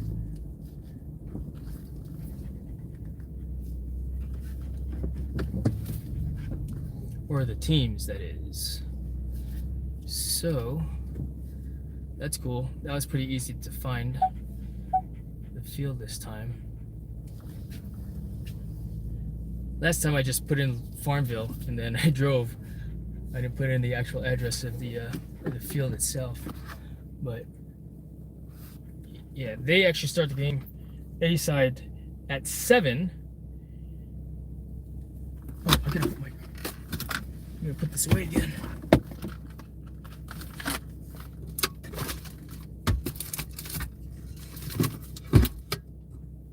Locked. Alright, come here up, Max.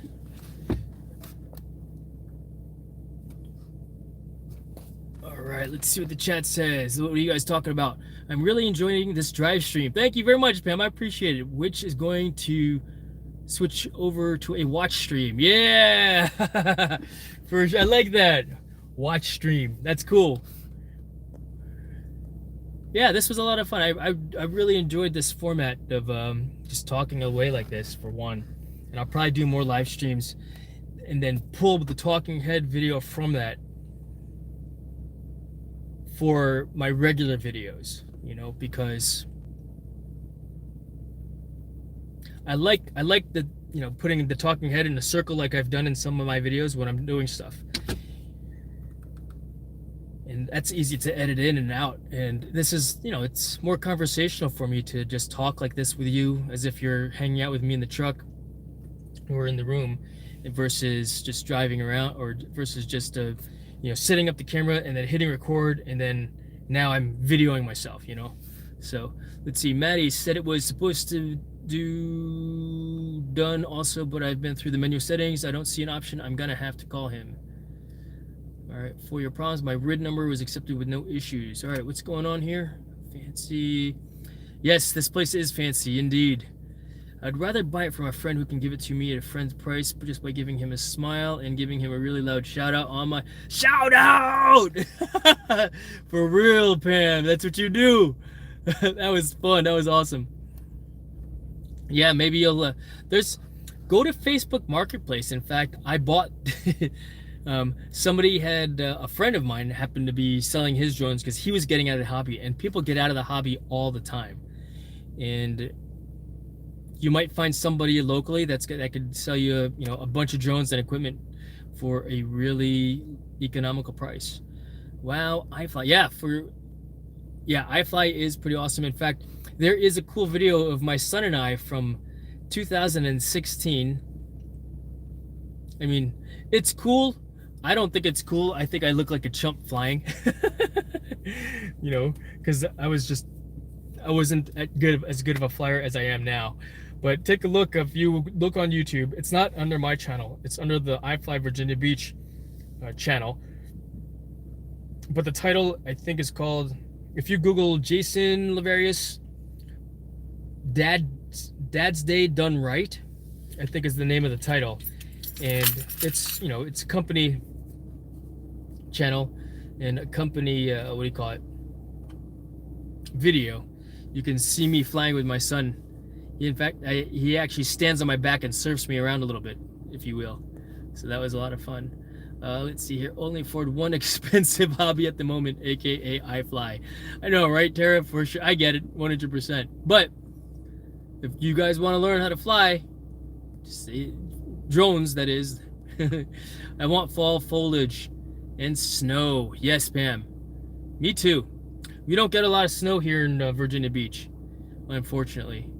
Have you updated your Air 2 yet? Oh. That's a good drone. I want an aerial shot of the foliage. Yes, no, for sure. Air 2 Army, yeah. Yeah, when the leaves change colors, they do look awesome. Man, what a... See? Directly in front of me is where... If I could fly my drone, I would actually fly it here. Let's turn this back around again. If they gave me permission to fly my drone, if they were playing on the field directly in front of us right now, right, I would actually fly the drone up above over there, where I would not be flying over people.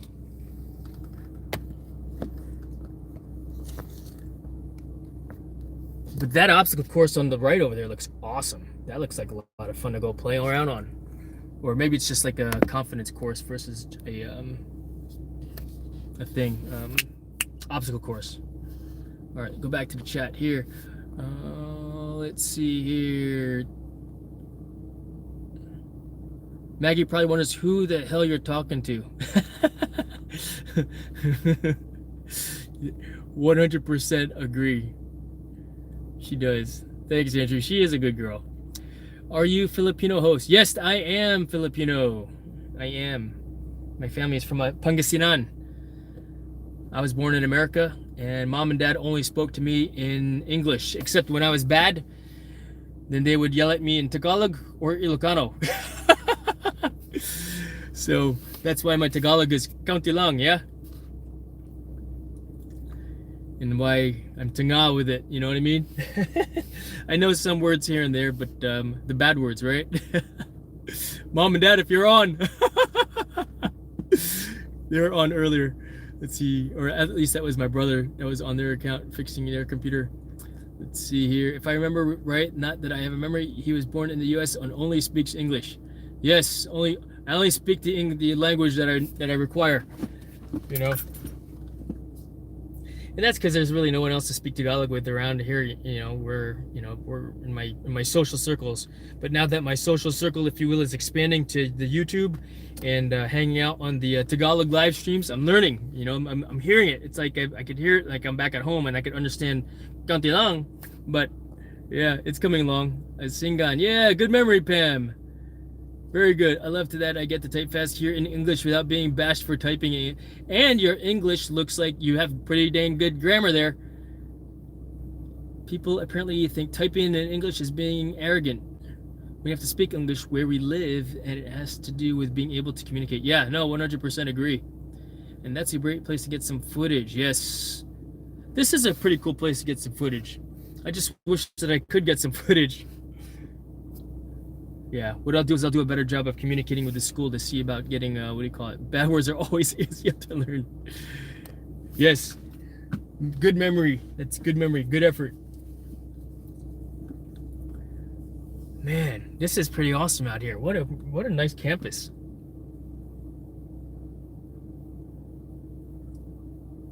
I wonder why my son didn't want to apply to this school. Maybe he didn't know about the University of Richmond. It's closer than Farmville. 2 hours away. But that's all right. I'm glad that he's going to Hampden-Sydney for school.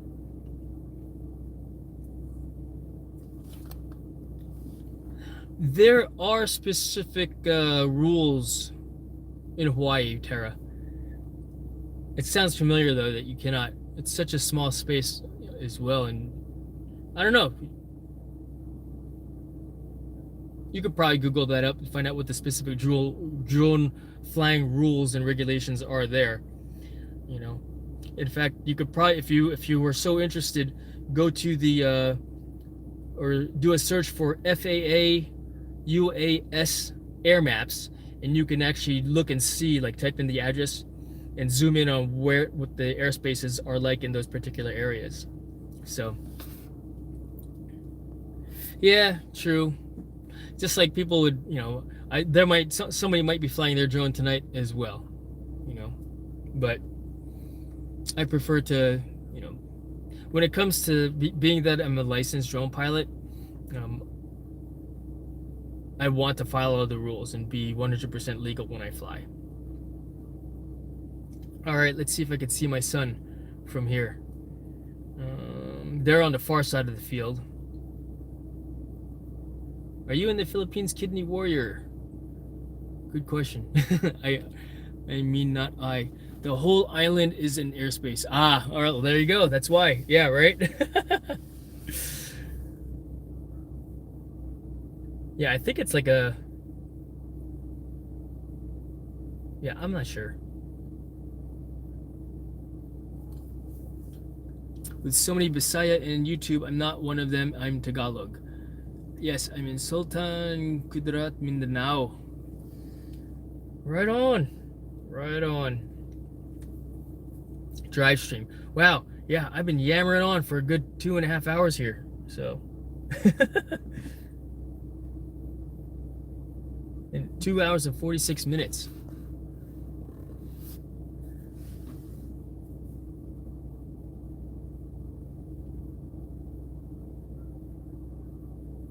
But yeah, if you're interested in flying drones, I mean, take a look at the drone rules for your specific area. In the U.S., from a recreational perspective, it's recommended that someone takes what's called the recreational UAS safety test, which is you can complete the course online, and it's like, it's pass or pass test. It's free, and what it's meant to do is give the recreational drone pilot a tiny bladder is filled up again. And I only had I didn't even drink a lot of water between the last rest stop, so, but I don't have to go yet. I could feel the urge, but it hasn't presented itself yet. How are you doing back there, Maggie? Are you okay? But what was I talking about again? I forgot what I was talking about. I already have I hardly have any voice left from laughing, singing, and yakking on live streams this week. Yeah, man, you get at it. That's pretty dang cool. How many live streams do you do, Pam, per week? It feels like you do one very often, which is cool. Coffee for Maggie? No, Maggie does not drink coffee. She does not drink coffee. So, oh, you know what? I need to put my handicap sticker up or tag up on the thing. That way people don't look at me funny. Why are you parked in the handicap spot? I don't think you're supposed to say handicap anymore. Disabled. I'm disabled. Well, I'm making a quote voice from that TV show, BBC TV show. What is it called? One per day, maybe 5 times a week because I hardly go out. I used to do 1 premiere per day. That's pretty cool. Wow. You know, I was trying to figure out how to set up the live stream so it schedules it for later, but in order for me to do that, I have to do that from my phone. I wasn't able to do it from my computer. At least I couldn't figure out how to do it from my computer. So yeah, everything is a lesson learned. You know, this is new to me. I started this live stream from home, and then as a result of that, let's see, as a result of starting it from home, I actually lost the live stream because I switched from Wi-Fi to cellular, and then I also messed something else up because I prefer this horizontal format instead of the vertical format better, and I learned how to do the vertical, how to change it, which cut me out of the first live stream that I did. So yeah. But that's great that you can do that many, and clearly that will help with your watch hours, of course, as well, and such. Because I mean, I only had, let's see, the maximum on this live stream, on this drive stream, of 10 viewers, and of course people are popping in and out. I think I've only had maybe less than a handful, maybe 3 that stuck around for the long haul with me. So thank you very much for supporting that effort for my watch hours and enjoying my live stream, my drive stream with me. You know, I still can't identify which one was my son all the way out there in the front of us.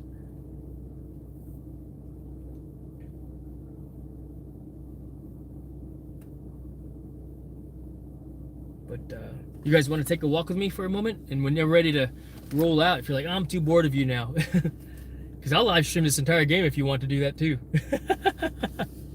Maybe I'll make it a second video live stream so it doesn't clog up too much of the... I mean, I seem to have a pretty darn good signal right now. You know, the sun is about to come out, clear skies, so no rain for the game. And you're never supposed to talk about the traffic or the weather, but I know A side team will play at 7 and then B side will play at 8:30. So 7 will be a backup for A team, and unless the fullback gets injured or is just too tired. But I think the fullback for the team, he was recruited to play fullback for Hampden-Sydney College. And Severin, this, like I said, is his first time playing the sport, so.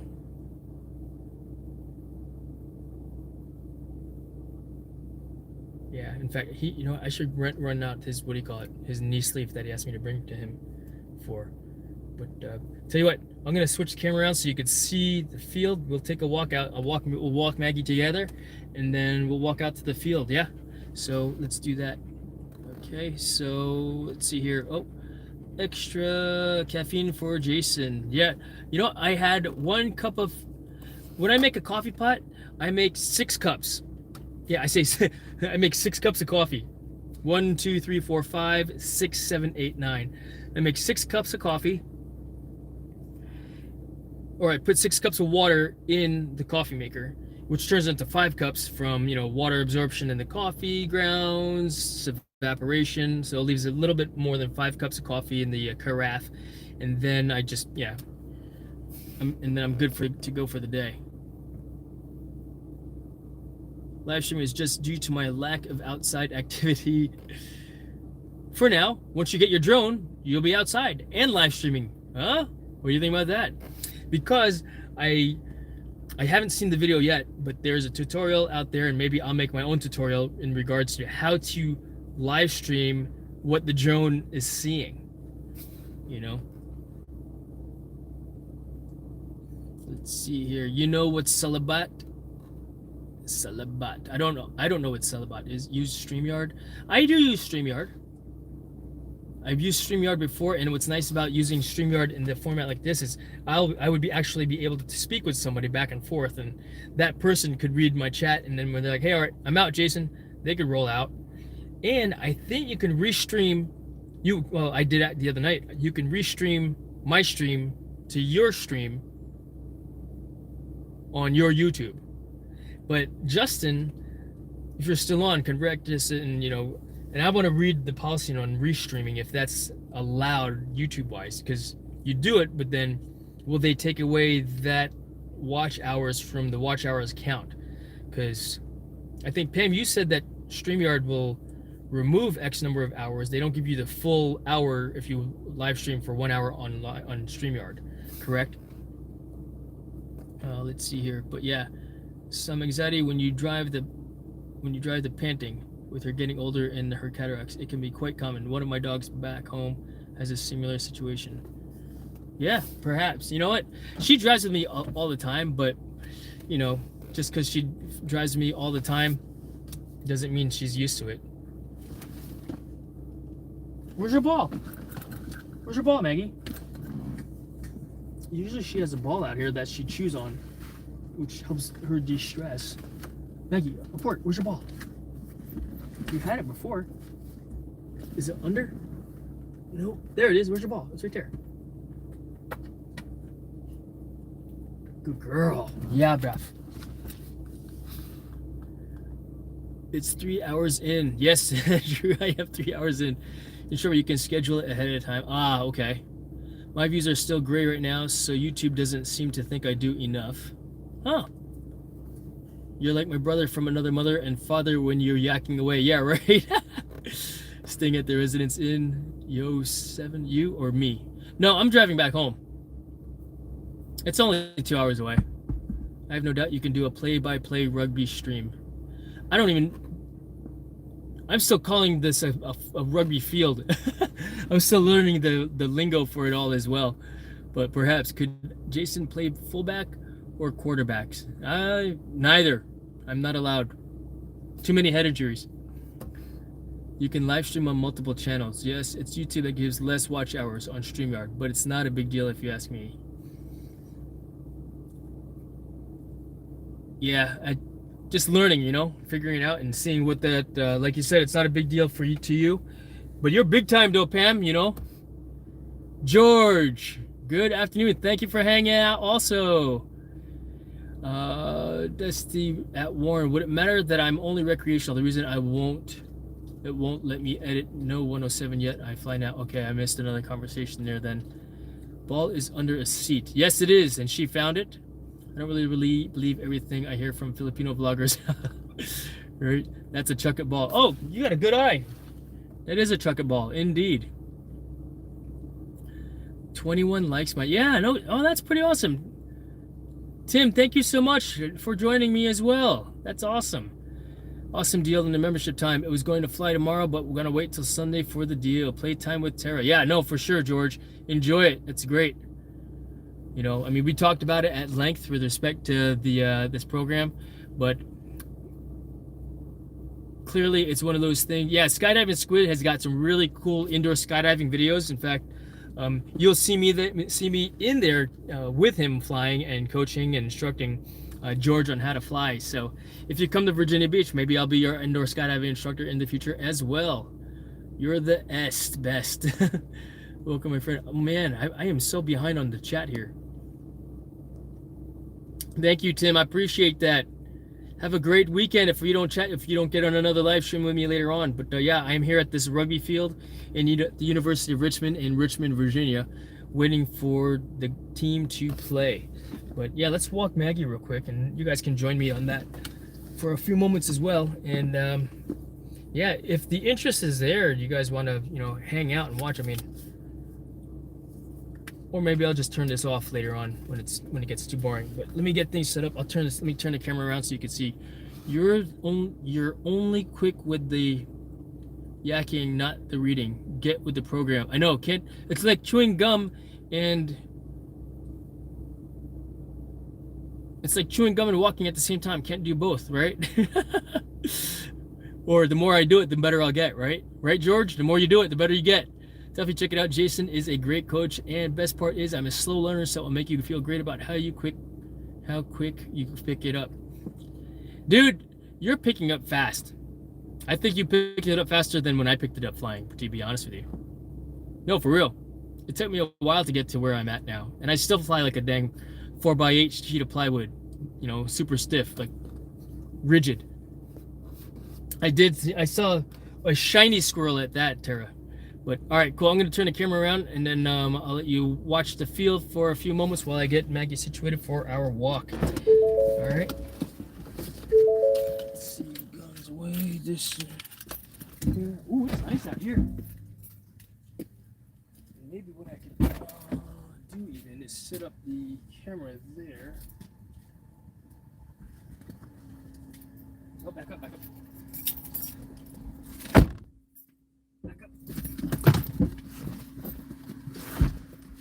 Okay.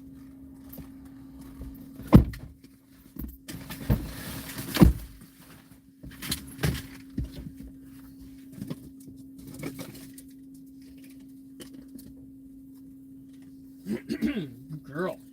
Yeah, bruh.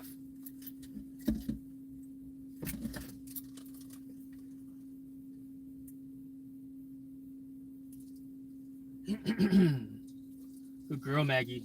We're gonna get your leash. You gotta put your jacket on. Where's your jacket at? Or your vest?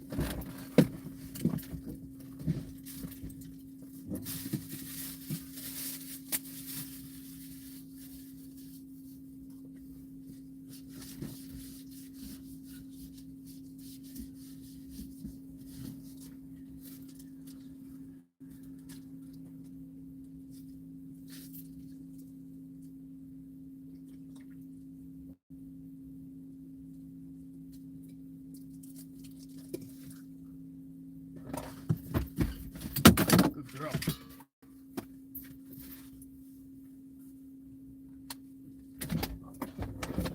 Here.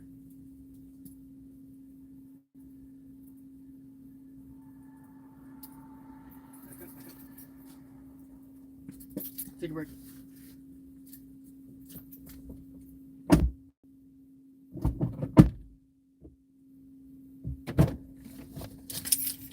Back up. All right, where'd the stick go? Oh, there it is. It's over.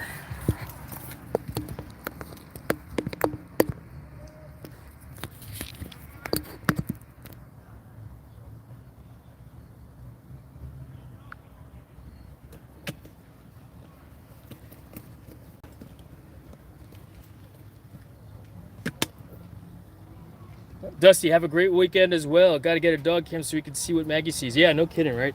I thought about doing FPV videos and giving her own channel too, because that would be pretty fun, right, Max? All right, let's go ahead. Let's walk around this way. Come on. And then we'll walk out to the field. So we're just gonna go for a quick walk and see. If you want to see what she sees,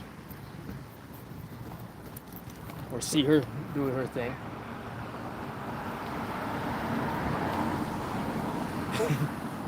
But you know what, guys? I think I'm actually going to go ahead and cut this live stream off right now.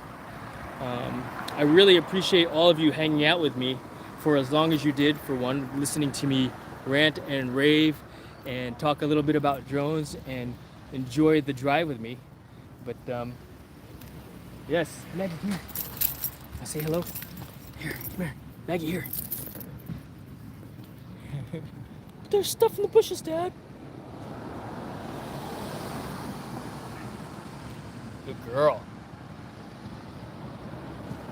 Yes, this was a lot of fun. I really enjoyed you guys hanging out with me, Pam. And so thank you, and thank you very much for the information about the event that you're going to have down the road. And hopefully I can make the 4K subscribers and the 4K watch hour club, so to speak, before your event happens. And who knows, maybe I can get there between now and then. You know, I mean, slowly but surely, it's all it's all in time. No pun intended. Right? Come on, Max. But let's see here. Oh, good girl, yeah, brav. But yeah, this is the university campus, as you can see here. You know, pretty awesome. The University of Richmond. But Pam, thank you so much for joining me. Kidney Warrior, thank you for joining me as well. Who else is on still? Let's see here. George, yes, thank you as well. I am not gonna live stream, I think, on the way home because it'll be too dark and it'll be just darkness that you'll see while I'm driving home, and I don't want to put a spotlight on me while I'm driving around on the way home. But thank you so much for joining me this afternoon. Look forward to providing you with more great content in the future and more drive streams as we go forward. If you've got some ideas also on how to make this idea of mine of drive stream better, then yeah, please feel free to let me know and share that with me. Put it in the comments, you know, and we'll make it happen together. So thank you very much. I am signing off now. Have a great weekend, everybody. All right, come here, Max. Turn this off here. Close. Oh, you sure want to stop streaming? Okay. Okay, come on.